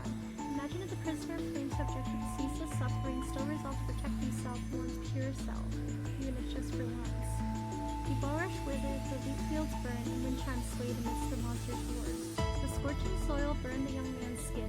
Before losing consciousness, the last thing he saw was the tall swordsmaster in black raising his gleaming blade amongst the black tide. Simon, wake up! Cyrene, the white-haired man started awake beneath the shade of the tree. The sunlight spilling through the dense leaves stung his eyes. In his momentary daze, he mistakenly thought his childhood friend was standing before him. He's not hearing things. Well, I should go meet Cyrene now. Can't miss something important just because of an afternoon nap. She woke him up. Finan stood up and dusted off the dirt on himself. After strapping on his sword, he walked towards the shore. Villagers greeted him along the way. Hey, Finan, want some freshly baked bread? Don't be shy. He knew that Lydia had gone better at baking, so he didn't hide the bright smile on his face as he jogged over and took the bread basket. It smells great. Our grates are in the usual spot, so why don't you grab some too? Kisa, who was working in the wheat field nearby, straightened up. Mr. Finan, make sure you avoid the colorful bread at the bottom of the basket. That's Livia's new recipe. Even the little chimeras in the village didn't want to bite. Even the little chimeras won't eat my bread? Kiso realized his mistake and rushed over. He dug out the colorful bread. He's like, I like your bread. His eyes and mouth were all scrunched up as he struggled to swallow. Finally, he managed to utter complaint. But I love it the most. Finan doubled over with laughter. Kiso, you're in your 40s now. Oh! Oh my gosh, she's old. Livia's his wife. Stop calling me Mister. No way you're the one who protected Ides Aligie's peace all those years. So what if you age slower, Mr. Fight? Even when my hair turns gray and I can barely walk, I'll still call you that. Oh, there are rumors outside the village about a war called Flame Chase raging wildly. Who knows? Aquila might come crashing down any day now. Even if Aquila falls, I'll help hold things together for all of you. His sincere gaze seems to indicate that this was no empty promise. After saying goodbye to Livia and Piso, Finan continues towards the seaside. Humming a tune under his breath, he soon arrived at the dock. His childhood friend's grave lay there. The man cut away the weeds around the grave with a sword, carefully wiped away the dust from the engravings on the tombstone, and placed the bouquet before the grave. After finishing all this, he slowly took out the still-warm bread from his basket, enjoying a moment of rest while gazing out at the ocean. The sea breeze suddenly turned fierce. On a nearby hill, the man glimpsed a figure in black, an old acquaintance with the sword, gazing in this direction. The white-haired man swallowed his bread, rushed towards the black-clad swordsmaster.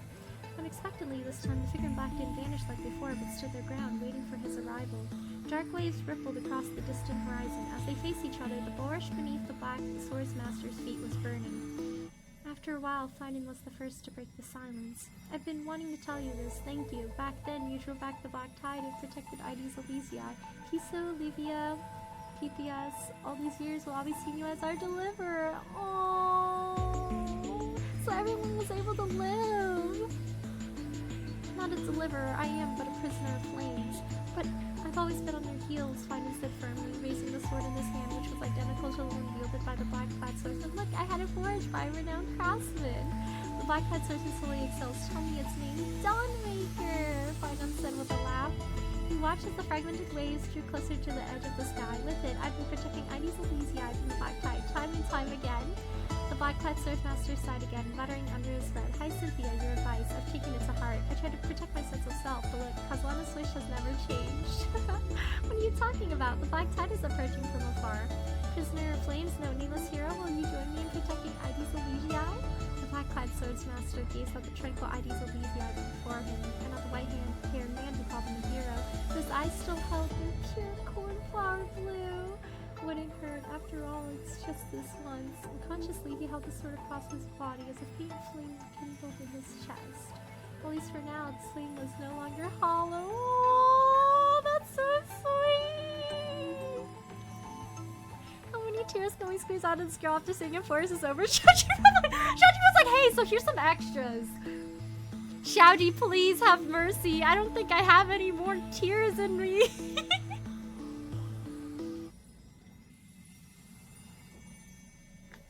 Hello, Talatus. How are you?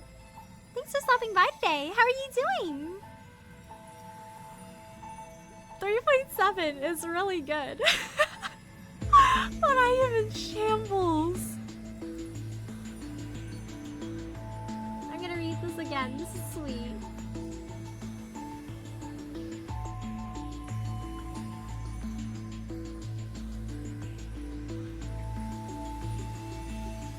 It's so sweet. If Flame Reaver decided to protect himself in Ides Aligii, Finan would still be whimsical and sweet, and he would enjoy his childhood. Livia and Piso grow up. And they give him bread. They become like his auntie and uncle. Little Ika, you should eat less! Run forward, Trudy. Sender Cyrene recipient Demiurge. This page's story comes from the 100,003rd eternal recurrence. A gentle blessing from the edge of the west wind. I love how we get to see the stories that Cyrene shared with her. Imagine if Trivios did not shatter into 1,000 pieces, but instead ventured towards the many realms after bidding farewell to the 3 familiar companions.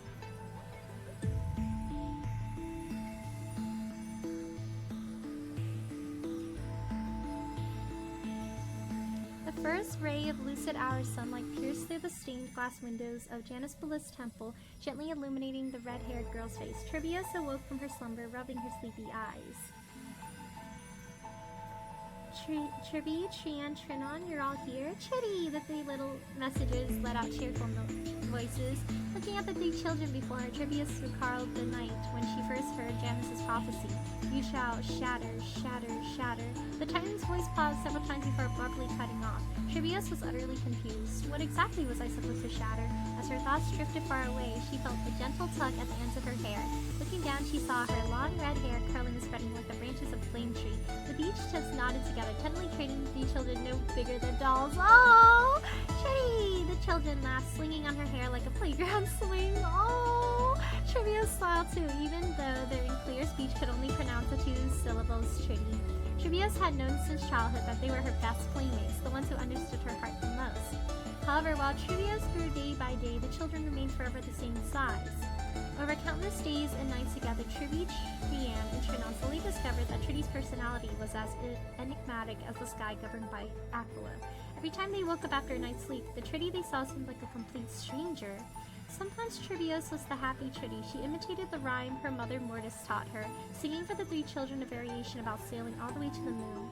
Sometimes Trivios became the angry Triti. She would smash the offerings brought by the training priest, scream, and order him to leave the temple by walking backward, simply because she mistook the ornament on the priest's waist for a cold blade used for assassination. Sometimes Trivios was just the timid Triti. She liked to stay in corners with a shy gaze, not good at making eye contact with children, but enjoyed watching small beetles crawl out from the corner of the wall, carefully breaking off pieces of moldy bread to feed them. Oh, Trivi, Trian, and Trinon. The children learned how to interact with different versions of Triti, carefully remembering each Triti's favorite things and manner of speech. They also discovered that none of the Triti knew each other, nor were they aware of each other's existence. Ooh, multiple personalities. Why was Triti different each day?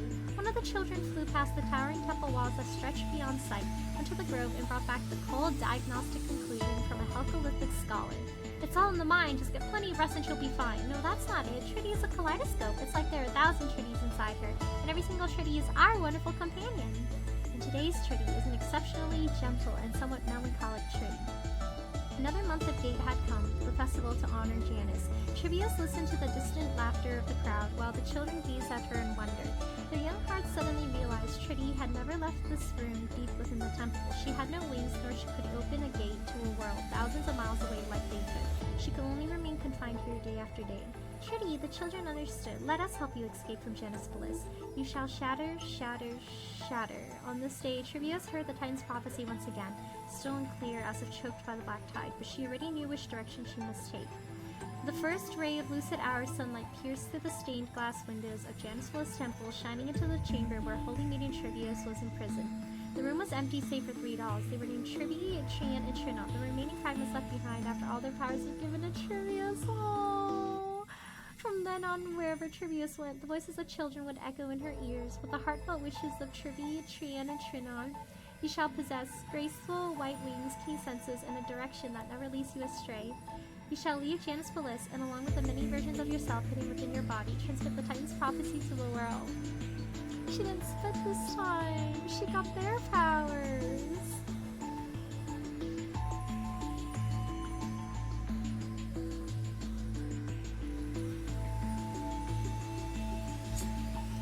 This page of story comes from the 8,668,666 eternal recurrence, the scientific experiment that went all the way. Imagine what would happen if an accident during Heisen's test of little Inka's appetite triggered his dormant gluttony gene. Very deep within. Oh no, he's eating everything, chat. I'm surprised I did not get yelled at for saying fire in the chat. All our tears are washing the fire away. We got lots of fire here we got lots of water to put it out.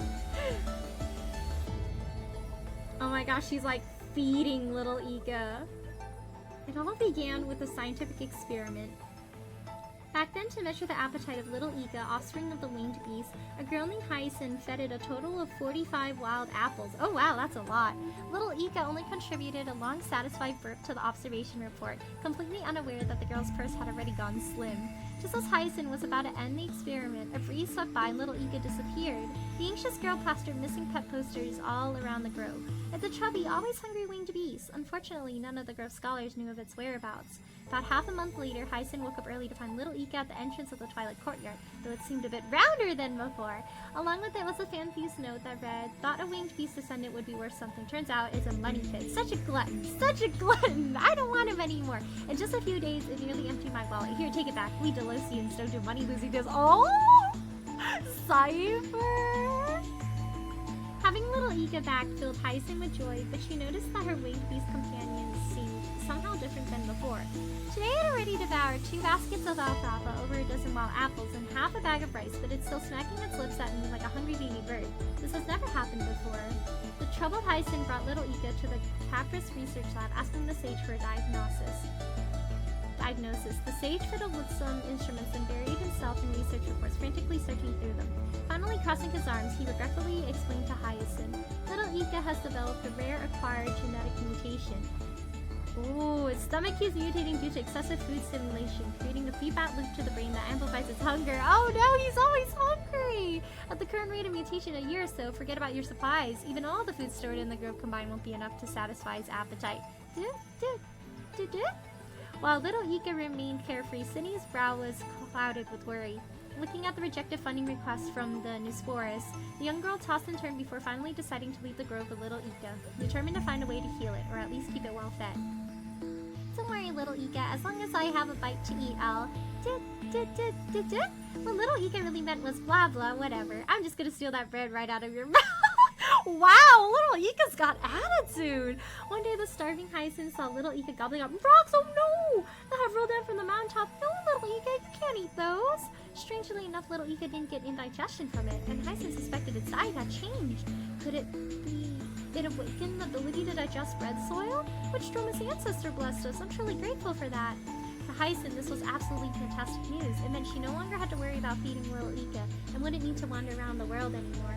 By now, the Lone Rider and her horse had journeyed to the edge of Emphorius, where countless city-states had fallen to the Black Tide. Is little Ika gonna eat the Black Tide? I can't just turn a blind eye to patience now that I'm here. But what more could a mere physician do? Hyacinth rushed into the city-state, engulfed by the Black Tide to save the remaining children, only to find herself surrounded by monsters of the Black Tide. Oh no! I'm sorry, little Ika, that I couldn't give you a proper meal.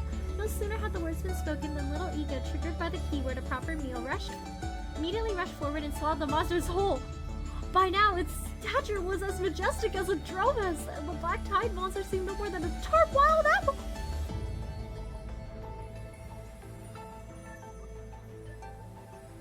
Little Ika could have eaten Iron Tomb. Little Ika could have saved Amphoria's chat. He is so hungry!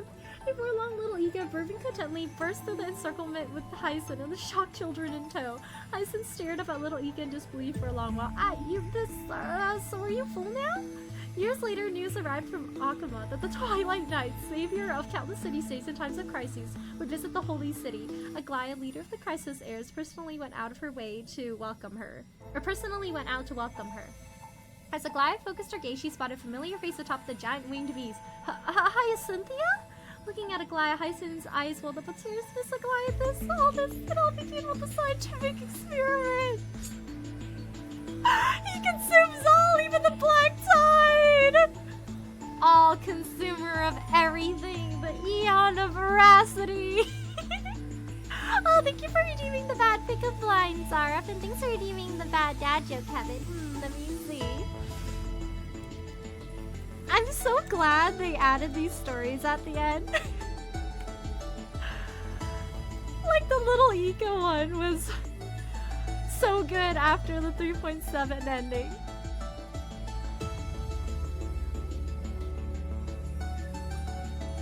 I like this one, the Castrum Krumnos Age of Firearms. Like, just Aglaia, or not Aglaia, oh my gosh, Anaxa casually quitting the grove, and then the next time you see him, he's like, oh yeah, so I introduced firearms to Castrum Krumnos. I'm the winner of this year's competition, by the way. Oh, let me see. Dad show.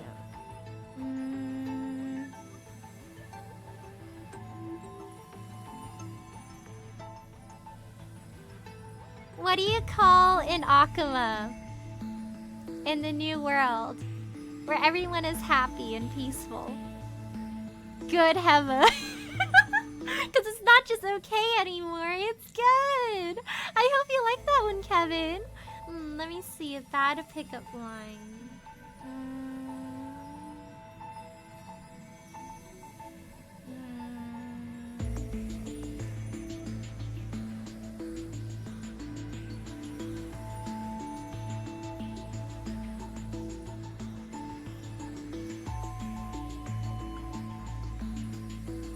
Are you demi-urge?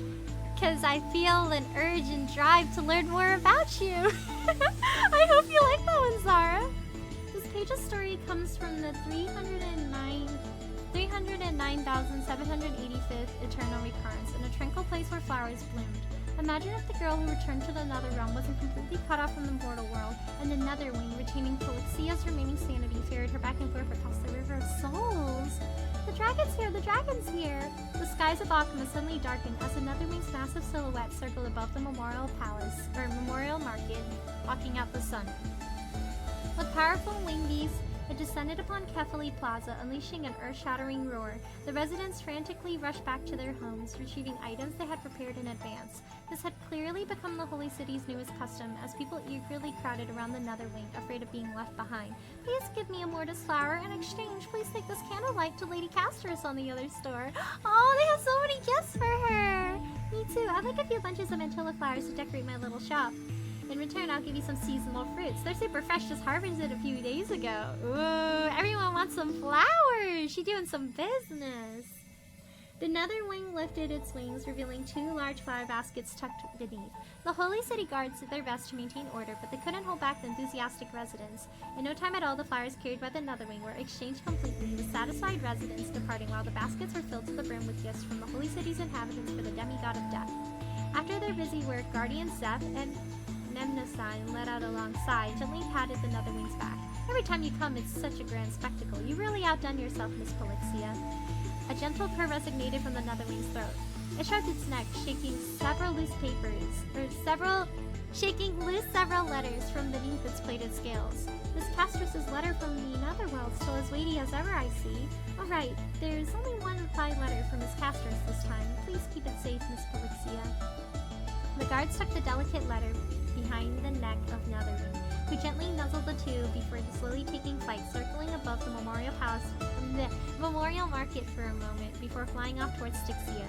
The far shore of the River of Souls remained as tranquil as ever, yet it was not only the azure antilla that bloomed here. Beneath the gentle radiance of the moon cocoon, the sea of multicolored iridescent flowers spread like a vast warm embrace, tenderly cradling the slowly descending Netherwing. At the center of the sea of flowers, a girl in white ran towards Netherwing. She was the owner of the flower shop, spring of the underworld. Welcome back, Felixia. She wrapped her arms around Netherwing's neck. You brought back so many things again this time. Thank you so much. Netherwing rumbled softly. Let me see what replies my companion sent me. Oh, only one letter? The girl stared blankly at the letter in her hands. Netherwing softly nudged her shoulder, urging her to open it. In this letter, there's just a group photo taken by a photostone. It's wrapped in golden thread. It must be Lady Aglaya's. The moment she touched the golden thread, a vision suddenly stirred within her mind. The Chrysos heirs had gathered in the Memorial Palace, and the white-haired youth at the front cleared his throat. Thanks to Professor Anaxa and Lady Aglaya's joint research, the letter this time not only lets Lady Casterus hear our voices, but also see our faces. Oh, that's so sweet! Everyone, have you decided what you want to tell her? The haughty scholar was the first to speak. The alchemy matrix to reach the underworld is neither complete, Casterus. You may await the news. Our great performer is indeed a genius, if only he would speak with a little less swagger.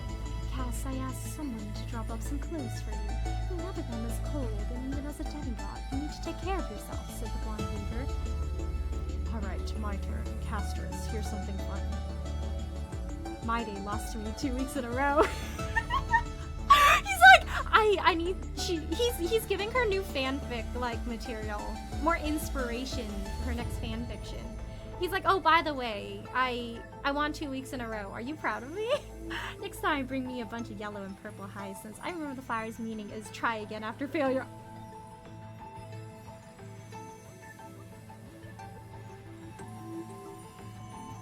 You sneaky, sneaky little guy, Finon. Really rubbing it in his face. I see how it is. According to the records in my family's great library, yellow and purple hyacinths means to conceive defeat. Oh? Oh, Biden!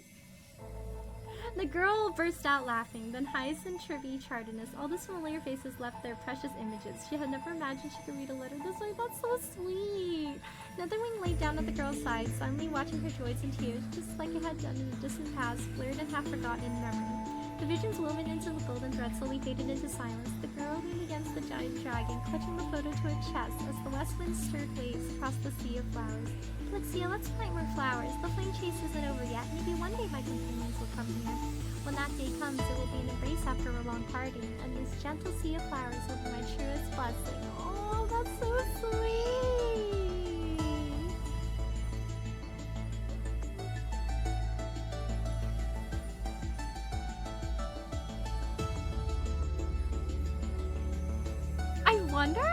I wonder if Castor's actually sent those flowers to My Day. Can you imagine, like, Biden going up with, like, the yellow and purple hyacinths and going like, I'm gonna show him these flowers and be like, try again next time, My Day.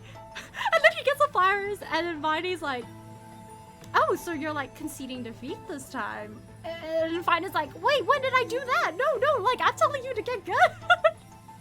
Oh, I love whenever they mention their silly little competitions. It's my favorite thing. We have something new here on Delta ME13EXE.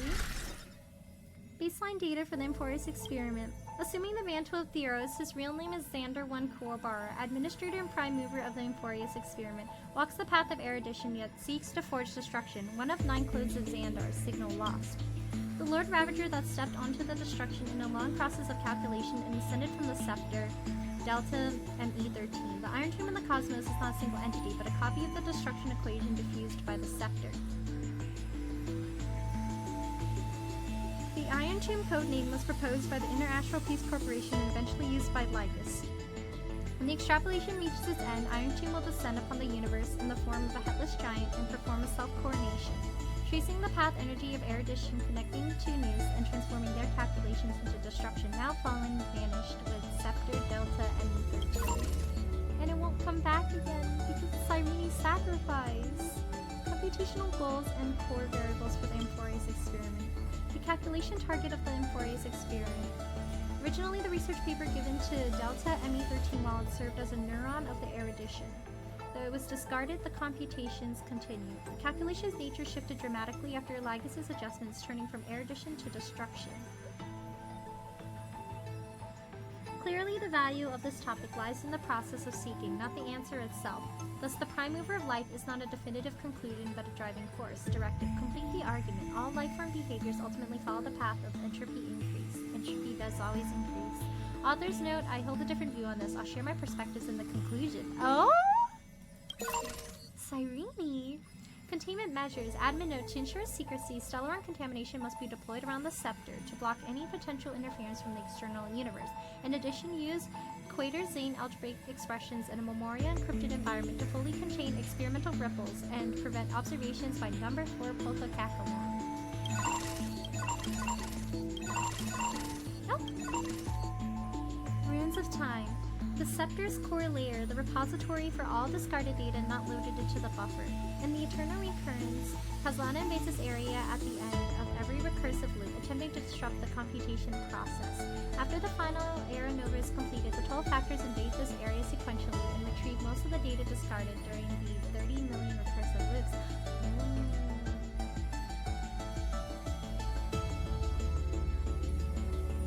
Keeping that data safe. Ooh! Nikas 496. Track, World Bearer. Prima Mobile Hatred. Annotation, intracognition is null, only responds to destructive stimuli. His hatred drew the gaze of the Nook upon this individual being, proving him as having already become the most perfect factor of destruction, but he refused to complete the Era Nova. Through resetting the experiment, he transferred his memories and core flame to a new self, thus forging the Eternal Recurrence to ensure Iron Tooth would never hatch from Emphorius. Philia 093. Track, Time. Prima Mobile Lament. They're giving us more info on her now. Annotation: abnormal behavioral pattern possessing a special emotional projection mechanism. This electrical signal autonomously records the actions of other electrical signals. The behavioral pattern aligns with the logic of remembrance, screening, and recording. However, decisions often exhibit uncertain, unstable, and proactive tendencies, which is judged to be a perturbation caused by the simulated path. The reason is unknown. In actuality, it is the mind of the demiurge. In eternal recurrence, it embarks on a journey to record the world and return to the self. Authors note how wonderful. The final whip will nourish the great tree, allowing it to bear a pink peach. Anomaly log. Special log documenting anomalies and unexpected variables within the experiment. Eternal recurrence. A recursive feedback loop triggered by two signal clusters within the Delta ME13 computation designed to stall the experiment. Nikos 496 wielded the power of destruction to erase Philia 093's existence from Emporius, introducing a logic breach in the track of time and regress the extrapolation process. Philia 093, using the catalyst of remembrance, returns to the Great Tomb of the Nameless Titan to load the 12 factors of data for the sleeping demiurge.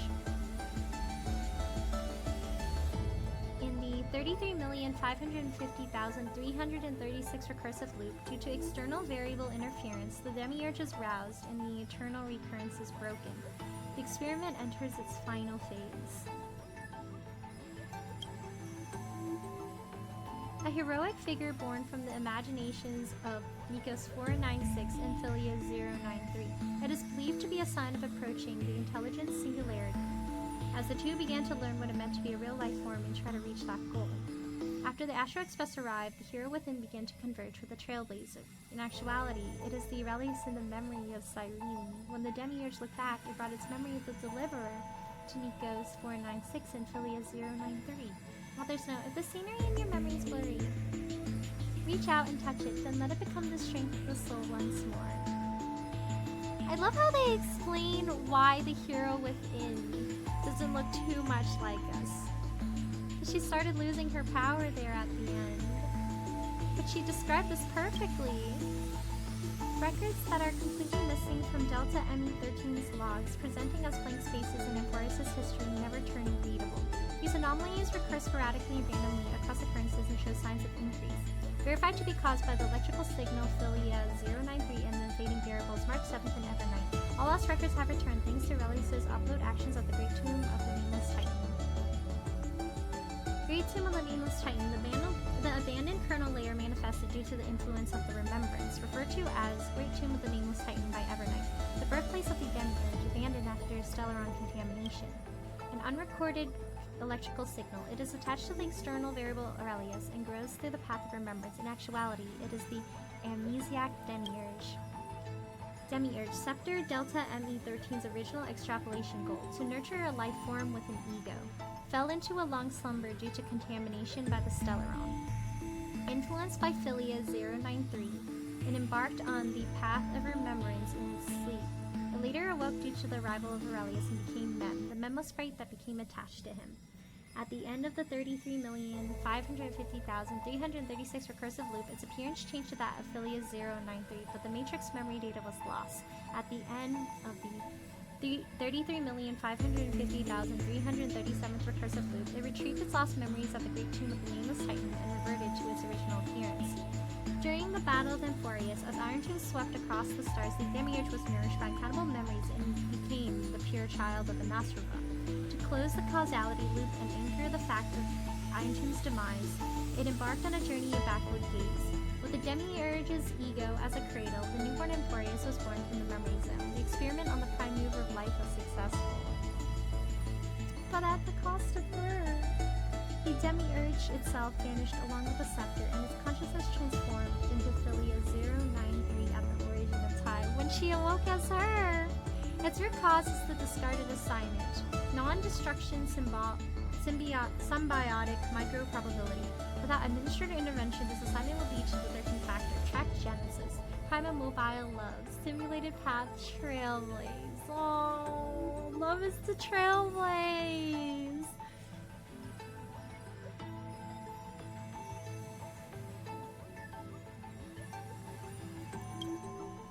The chaotic substance enveloping Emporius is in actuality the memory of the pure child of Anasrova, the demiurge.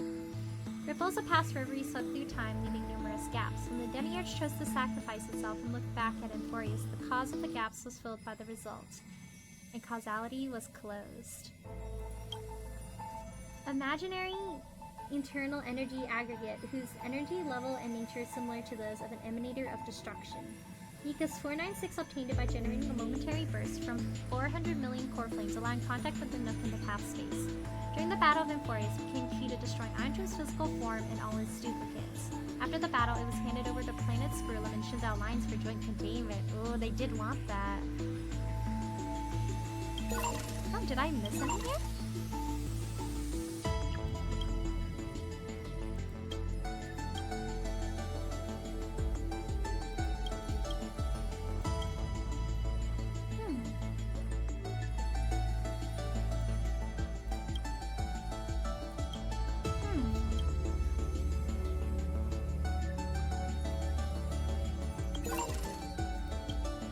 A nameless from the Astral Express, an external variable that accidentally entered the recursive loop. As a past strider of the destruction, they resonated with the 12 factors. In the 330th recursive cycle, this entity assumed the vacant time track and successfully guided Nika's 496 beyond the intelligent singularity. In the 33,550,337th recursive cycle, this entity assumed the vacant world-bearing track. At this point, this entity was imprisoned by Evernight, who successfully neutralized the threat at the end of the recursive cycle, preventing the catastrophic purging of experimental data. Through the final Era Nova process, Aurelius created the final cycle of Emphorius, completed the world-bearing trial at the end of Era Chrysia, ascended to a Titan, and subsequently, together with the other Titans, faced Irontomb and the core layer of the Scepter. During the Battle of Emphorius, Aurelius received a glimpse by Noose, proving that Trailblaze might be the key variable for negating destruction. At the end of the experiment, the conclusions regarding Aurelius and Trailblaze traverse the past due to Demiurge's choice, becoming the starting point of Emphorius' memory and assigning the initial logic value to the Scepter, a micro-probability of non-destruction symbiosis. Author's note: executing override command granted access to Aurelius. Flip open the book I'll be reading for you in the past.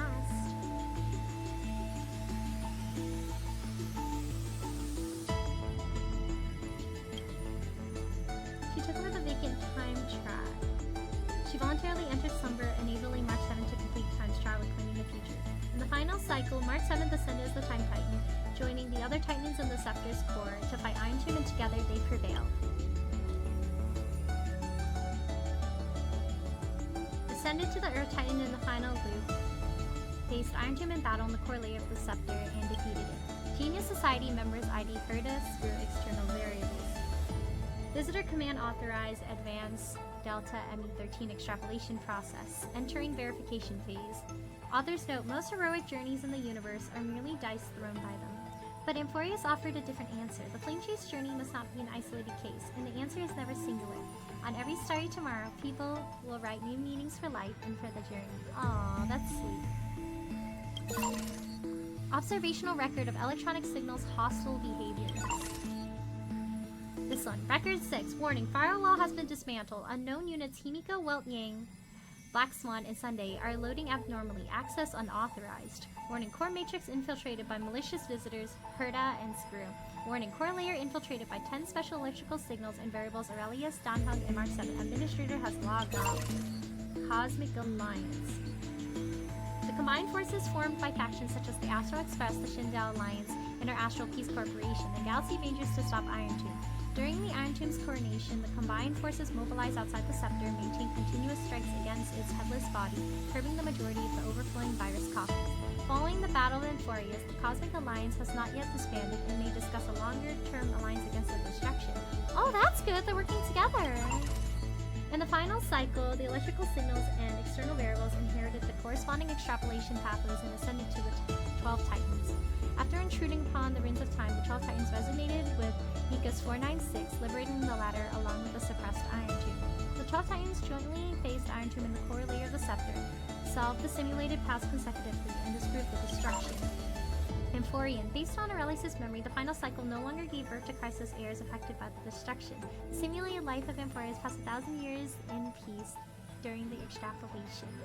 At the end of the Era Chrysia, Aurelius completed the world-bearing trial and issued the prophecy of Trailblaze. The entire population of Emphorius dedicated themselves to the battle against Irontomb, and this collective action became an important variable, everyone helping us out. Lord Ravager, long-distant echoes of the path of destruction are continuously detected. It is inferred that the Battle of Emphorius was observed by enough or other Lord Ravagers with unknown motive. Experiment conclusion. Oh, we got some extra notes in the end now. I'm back and I'm sad because I just realized something about Brown Me. Like, oh, welcome back, Chaos! The nice 36% damage boost in her Lycone doesn't work on Super Break. Meaning I was unaware with her sig damage boost was not working for more than a year. Oh, at least you know now! That's still good.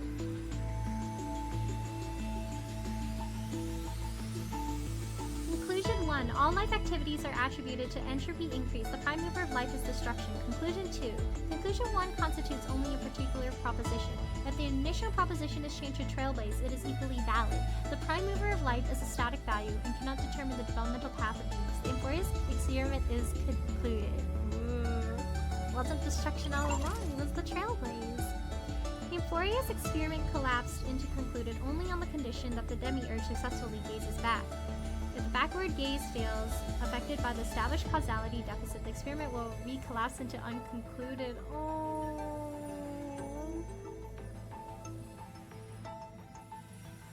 If she didn't look back, the experiment wouldn't be over because Iron Tomb still had a possibility to manifest. To the flawed one, hello Iron Tomb, in a sense, you are me, so before falling asleep, I want to have a heart-to-heart conversation with you to talk about the question you've been contemplating, the prime mover of life. Logic, all life activities are attributed to entropy increase. Conclusion, the prime mover of life is destruction. Perhaps it cannot be refuted. On the vast Chrysos plains, the daily hunting of antelopes by the lion pride is enough to prove your point. Life is finite and animals must plunder to survive. When people realize their ideals, they inevitably sacrifice the ideals of others. Even self-defense or even love sometimes becomes a source of harm. But is life merely for the sake of destruction? I think that is certainly not the case. Plundering, expansion, and conflict occur because they are born with flaws and yearn to fill themselves with beautiful external things. Just as seeds crave dawn and dew, all life activities are attributed to entropy increase, but at the same time, all life is also fighting against entropy increase. Thus one day, the life walking the path of destruction will stop. It will hesitate, be confused, be lost. Then it will set off again, offering its broken heart in the world of entropy increase, out of hatred, out of pity, out of any kind of flawed emotions, stubbornly resisting fate towards an uncertain tomorrow. This is the Flame Chase journey, a journey voluntarily chosen by a group of flawed people who, having learned what losses, chose to lose. In the eternal cycle, everything they relinquish is filled with better material, and the name of this material is memory and love. Love is not the cause, but the result. Destruction is the same. They both originate from the common starting point, flaw. Because they are born with flaws, life pursues perfection, and by accepting its own defects, life surpasses destruction, and the true and the self becomes the ego. The story about the flawed one is my bedtime gift to you. Farewell, Iron Tomb. Together with the slumber of love and destruction, let us send the greetings of birth to the starlit sky and the prime mover of life. I believe every star in the cosmos will find its own answer. Loading core variable trailblaze. Output value. Hello world! Nemesis note. Just the exclamation mark from before. Just like news. Oh my gosh, guys. That's it for Emphorius. It was so good, but I feel so empty now. Oh, what's this? Some system hours ago, aboard You mean you oh! just waved a probe around in deep space and found our pal and Don Oh, that's where they were! That little thing's really that impressive, ninja girl. This is a ninja tech device, blessed by the Great One. It senses the ultra-low frequency electric waves of the human body. Oh, that's a whole lot of pretty wubba-boo. But since we found him, let's drop the act. You played it well. But who do you think you are? Oh? Brother Hanu? Thinking you could pass as a Galaxy Ranger. Sparkle? Lord Cowboy Ninja, you have turned on me for no reason.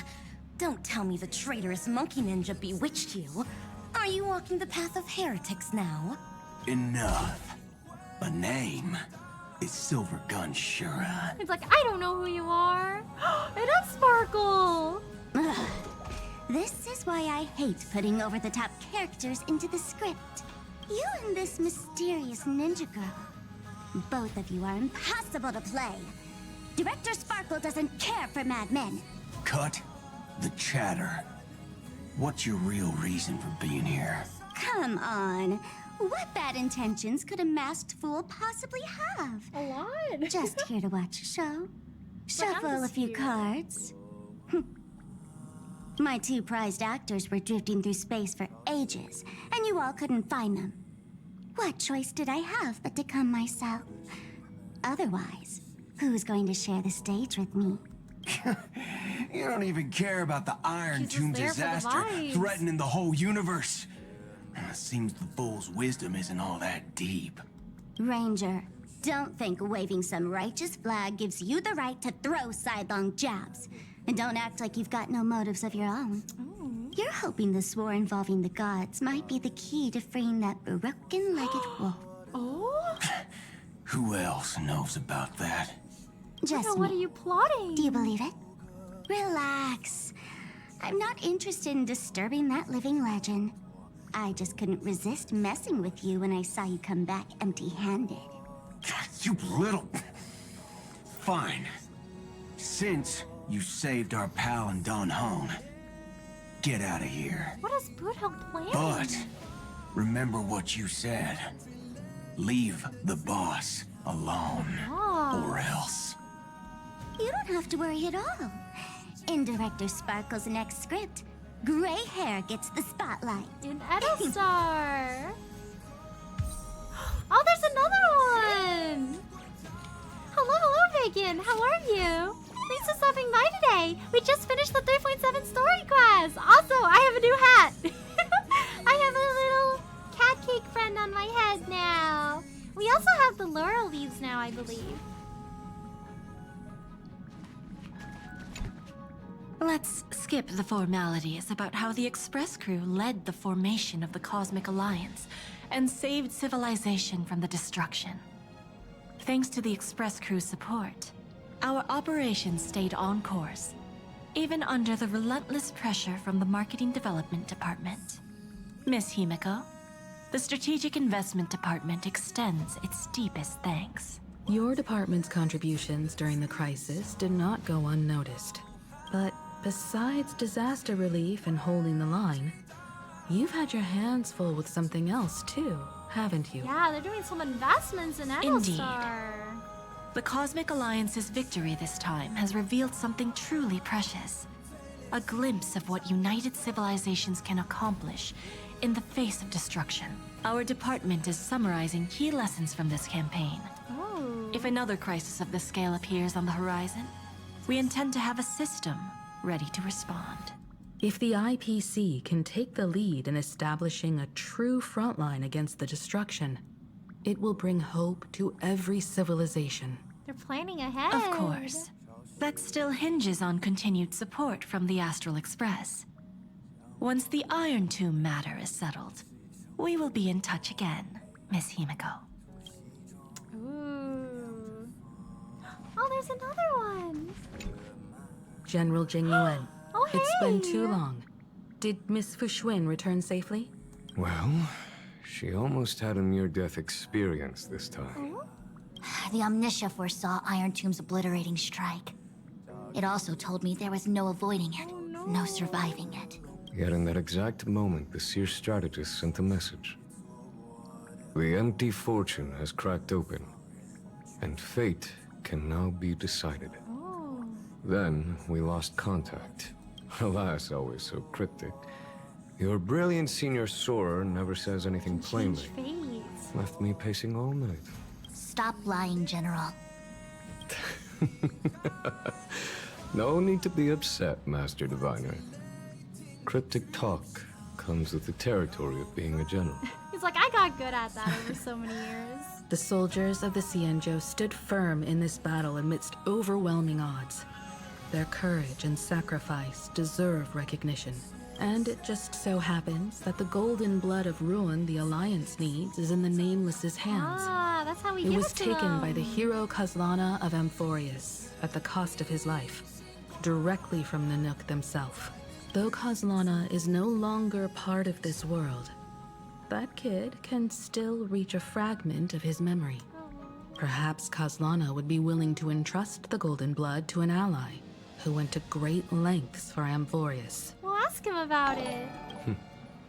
In that case, very well. On behalf of the Cienjo Alliance, I offer our deepest respect to the world of Amphorius and her brave, noble heroes. To strike an eon as a mortal, even for but a fleeting instant, this deed alone deserves to be etched into the stars and remembered forever. Yes, we'll always remember him and everyone else. Hello, Zarf. How are you? Thank you so much for the raid. Let me do a shout out for you. Oh,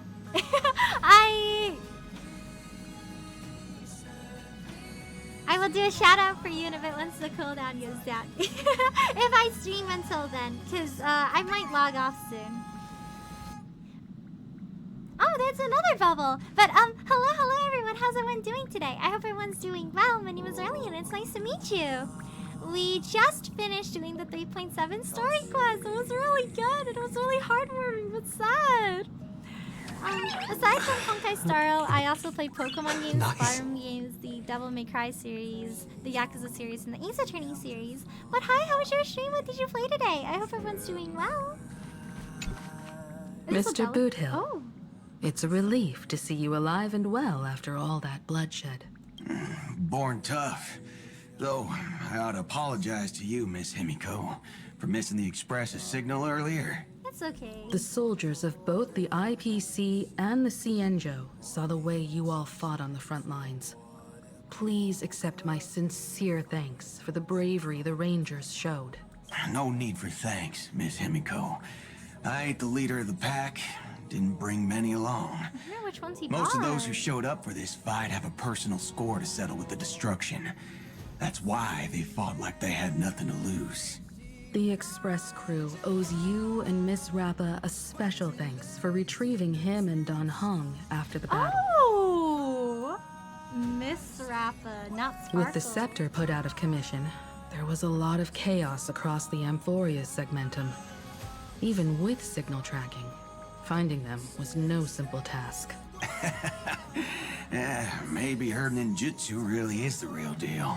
Speaking She's of got other which, powers going where is on. Miss Rappa? She has something to do. Don't worry. She's gone to help the other Rangers. I'll pass on the Astral Express's message to her. Oh, what's here? A brief message. Oh? Oh, Black Swan is gone! To the conductor, please forgive me for leaving without notice. I know you're doing all you can to recover the car belonging to me and Aurelius. I wanted to say goodbye before leaving, but the difference in time flow between the outside world and Emphorius no longer permitted me to say, oh? I saw the look in your eyes. It was the same one I saw when you spoke of Mr. McHale and the others. I didn't want to trouble you with unnecessary worrisome bringing. Huh?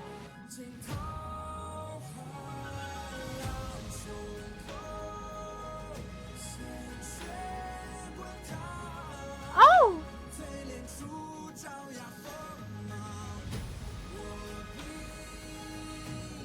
Did I never pick this up? Or maybe this just appeared now? It's from Don Hung. I know you're doing all you can to recover the car belonging to me and Aurelius. I wanted to say goodbye before leaving, but the difference in time flow between the outside world and Emphorius no longer permitted me to stay. You had to go back for us. I saw the look in your eyes. It was the same one I saw when you spoke of Mr. McHale and the others. I didn't want to trouble you with unnecessary worries, so I'm leaving this message. I'll bring both of them back, safe and sound. This is my promise. You know me. I never break my word. This is also the duty I care as an express guard. I don't know how long this will take. If you ever feel anxious, read this message. Maybe it will ease your mind, even just a little. If Aurelius was here, he would probably say there's still mung bean soda in the fridge that he hasn't finished and wouldn't want to waste. Drink it for me, please. Please look after March until she wakes up. Goodbye. Oh, he's really out here trying to keep us safe.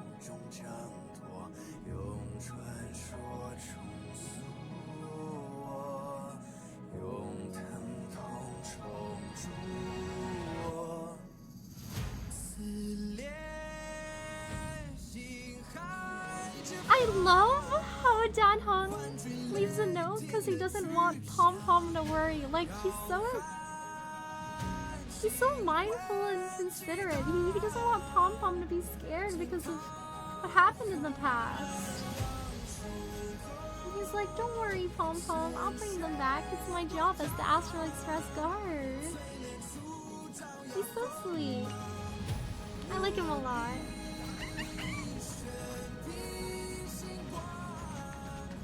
Let's see if there's any other memory bubbles. I love how Mr. Yang's just like chilling up there ominously. I don't know what he's doing. He's just thinking about all our adventures. Oh man, that's it for Emphorius, guys. Like, 3.7 was so good, but I feel so empty. I know I had some of Steela's messages, so let's respond to them. Say, you are all on Express usually, right? What do you do for fun? Just asking. I go bother Dan Hung. Now that there's much less fighting to do, I want to cultivate some new hobbies. I like singing and dancing. I like rapping. I like doing sports.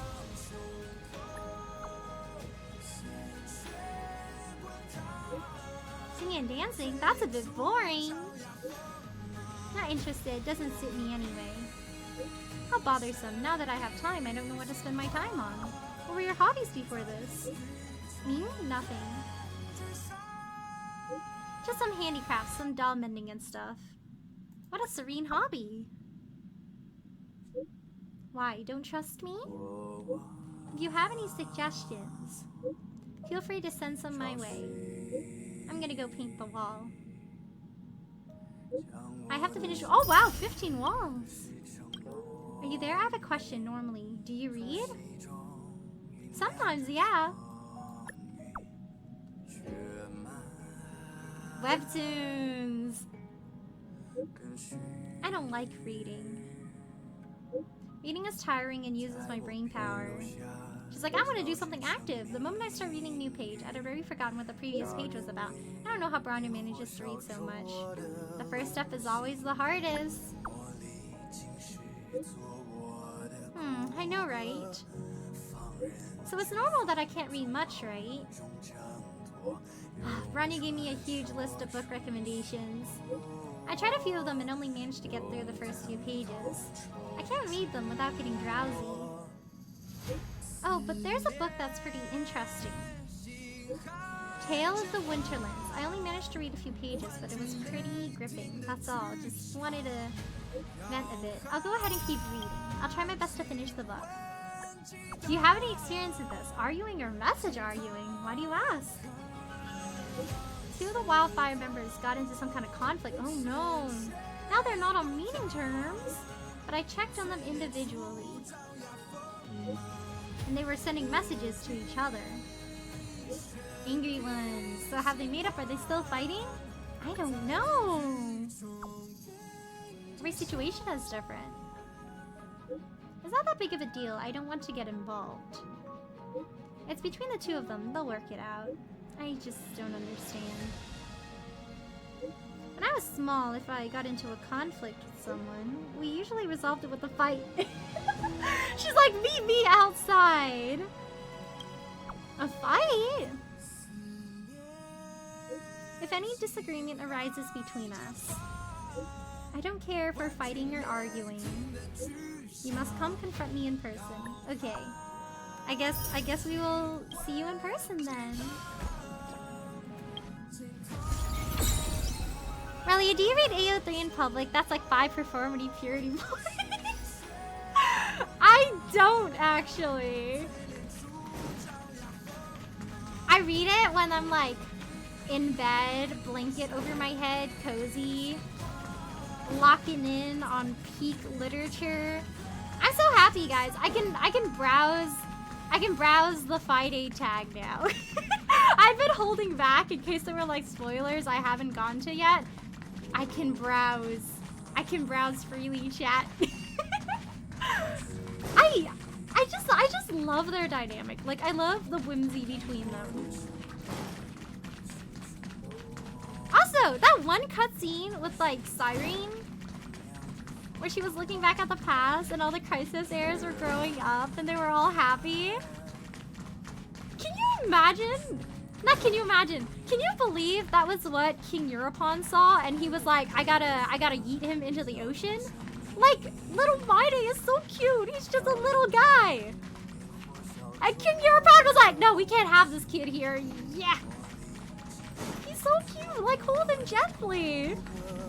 Hello, Dolo. How are you? Thanks for stopping by today. How are you?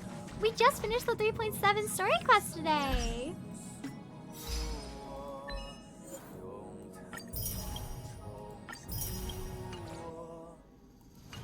I did Divergent Universe a bit earlier.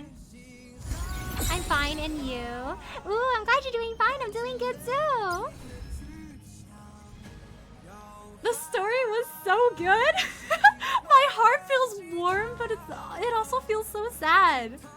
Like, it's a very complicated feeling. He's just a little guy, cat +1. Yes! And then, like, little Anaxa, like, walking towards the drill vest while his sister made him. And then him just, like, casually, accidentally blowing something up in the lab. Fiden and Maide with their desks together. 100% they are fooling off in the back of class, and the teacher's like, hey, pay attention. What are you guys doing back there? You guys have to clean the classroom after school now, both of you.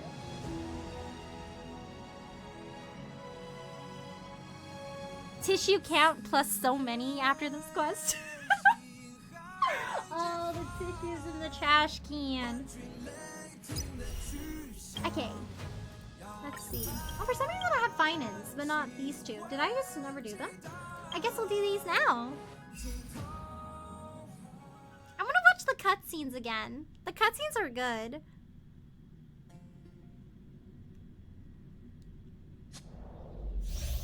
I heard Cyrene has like special quotes depending on which Chrysos heir you use with her. Oh, she summons Demiurge to assist in battle and activate all allies' ultimates. Grants powerful exclusive buffs to Chrysos heirs. Allows all allies to deal true damage. Use Cyrene's technique and activate the Turn over this eternal page. Ooh. After using Cyrene's technique, boosts all teammates' action speed. After entering combat, instantly deploys a zone, allowing teammates' attacks to inflict additional true damage. Oh, she's flying! Look at the heart!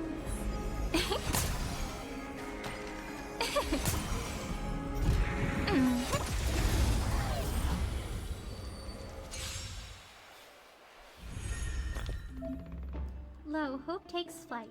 To love and tomorrow, bloom Elysium of beyond. Verse, vow, reunion at first sight. This ode to all lives. Oh! Oh wow, this is pretty! Memo Sprite skill grants exclusive buffs to Chrysos heirs. For every one different teammate, excluding Demiurge, from which Cyrene has gained recollection, additionally deals 1 instance of damage to one random enemy when Demiurge uses Minuet of Blooms and Plumes. After Cyrene uses ultimate a certain number of times, Demiurge immediately gains 1 extra turn and automatically uses Minuet of Blooms and Plumes. Ooh. Look at these unique buffs for everyone! Oh.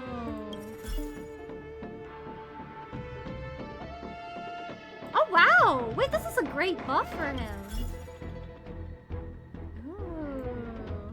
Oh, this is nice.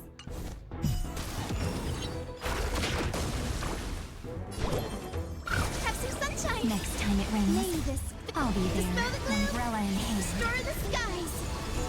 Did you guys get like the mem hat? Stars, shine for the heroes. Till we meet again. Don't worry, night falls. Good night. Have some fun. Embrace a new life. Are they gone?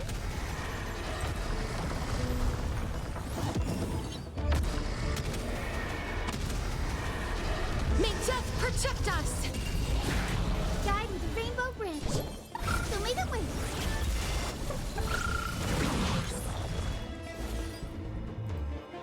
Flowers, bloom for Use tomorrow. ultimate to summon demiurge. Memories waiting to be woken up by a shooting star. Oh! Exclusive buff. May life and death sprout new buds. Oh! 12 recollection points remaining. Ultimate can be used to get. Oh, again! Don't blink. May time watch over the Evernight. Cleanse hatred with love. Her ult is so pretty. Good night.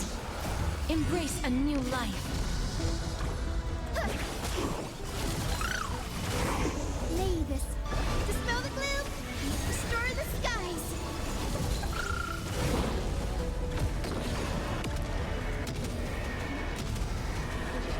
May death protect us. This is eternity.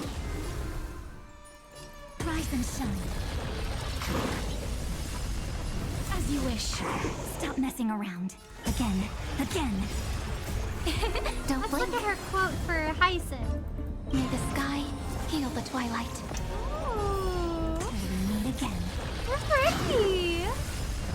Gotta stop the Oh, I love how she has unique bows Guide for with the rainbow everyone. bridge. Have some sunshine. Thanks. I'll Her energize. clothes. Embrace a new life. Siren is always able to do her ult twice in a row. Oh, nice! So she can buff 2 Chrysos Heirs. Oh, that's fire! She can buff both Fainon and Danheng.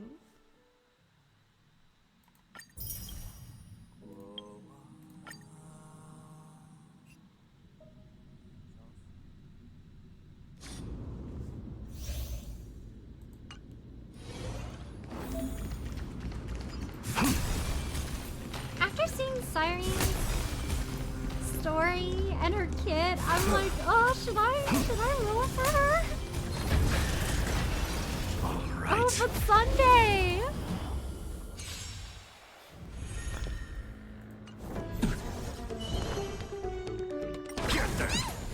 That's why Holy Overus gave us an extra 1,000 days. They were like, after you do the 3.7 story quest, you're probably gonna really like Cyrene, and then you're gonna want to roll for her. So here's a little extra to help you. Burn it all. I do have guaranteed.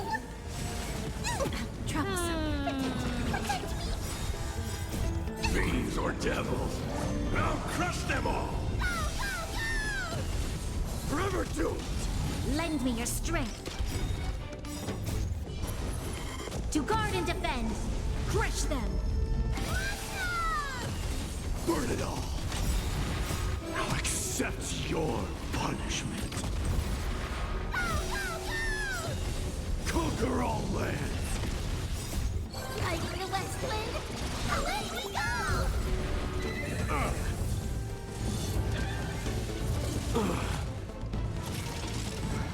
Delivering warmth. Get them.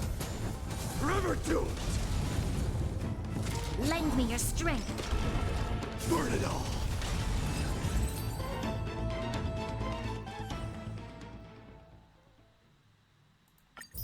Okay, just Cypher now.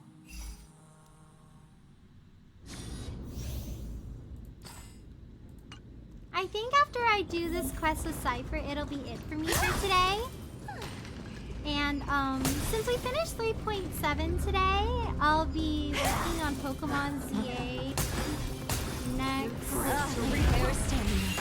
next Saturday and Sunday at around 8:30 p.m. PST. And we'll continue from smells of rank money. B, and we'll make our way up from there. I believe we're super close to ranking up to C. I weep for the departed. We might just need to help the rest syndicate with their stuff, and then we'll be able to maybe battle Turbo.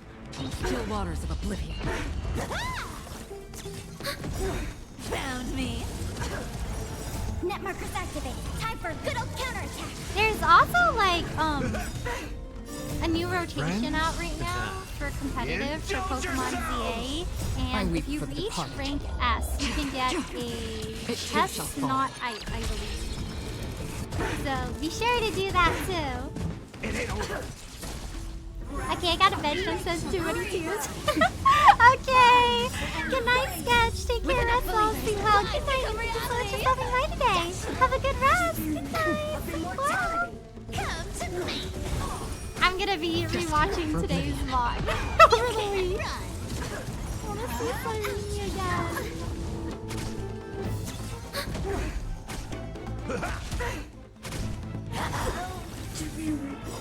I weep for the departed.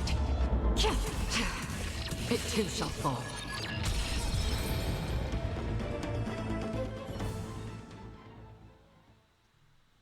Okay. Alright. Let me see how many gems I have. Oh, it's looking pretty good. There we go. We should have a good amount saved for Sunday's Light Cone. But yes, I think this will be it for me for today. Thank you so much everyone for tuning in to my Honkai Star Rail stream today. Today we started off from the Express and we saw all the Chrysos heirs. And then, oh, thank you so much for the follow, Dolo. I really appreciate it. Thank you. Thank you so much. And then we learned from Cyrene and from Herda that the loop needs to be closed or else Iron Tomb could always manifest again. So in order to establish the causality, she had to go back, relive all those memories. Slowly lose her sense of self. But yeah, next week on Saturday, I will be playing Pokemon ZA, and on Sunday, I'll also be playing Pokemon ZA. And, Nice. oh yeah, I guess the pin from earlier also went down when like the other stream was started. But I'll be going on vacation the month of January, so I'll be back on February 7th. But I'm gonna try my best to finish the Pokemon ZA story, so I'm gonna work on that one first, and then if time allows, I'll be working on 3.8. But as for now, I'm gonna be mostly focusing on Pokemon ZA to finish up the rest of the story so we can stop at a good stopping point before I go. But yes. That's what it's looking like so far. If you guys are about to eat, I hope you guys have a good meal. And if you guys are about to sleep, bye! Take care, Russell. Sleep well. Good night. And thank you so much for stopping by today. And I'll see you guys next week. Good night. Before we go for today, we'll be raiding out.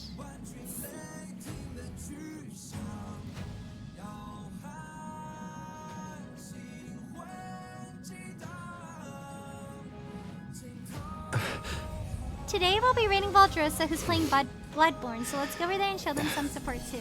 But take care everyone, and good night. And thank you so much for stopping by. Bye, good night, take care, sleep well. And I'll see you guys next week.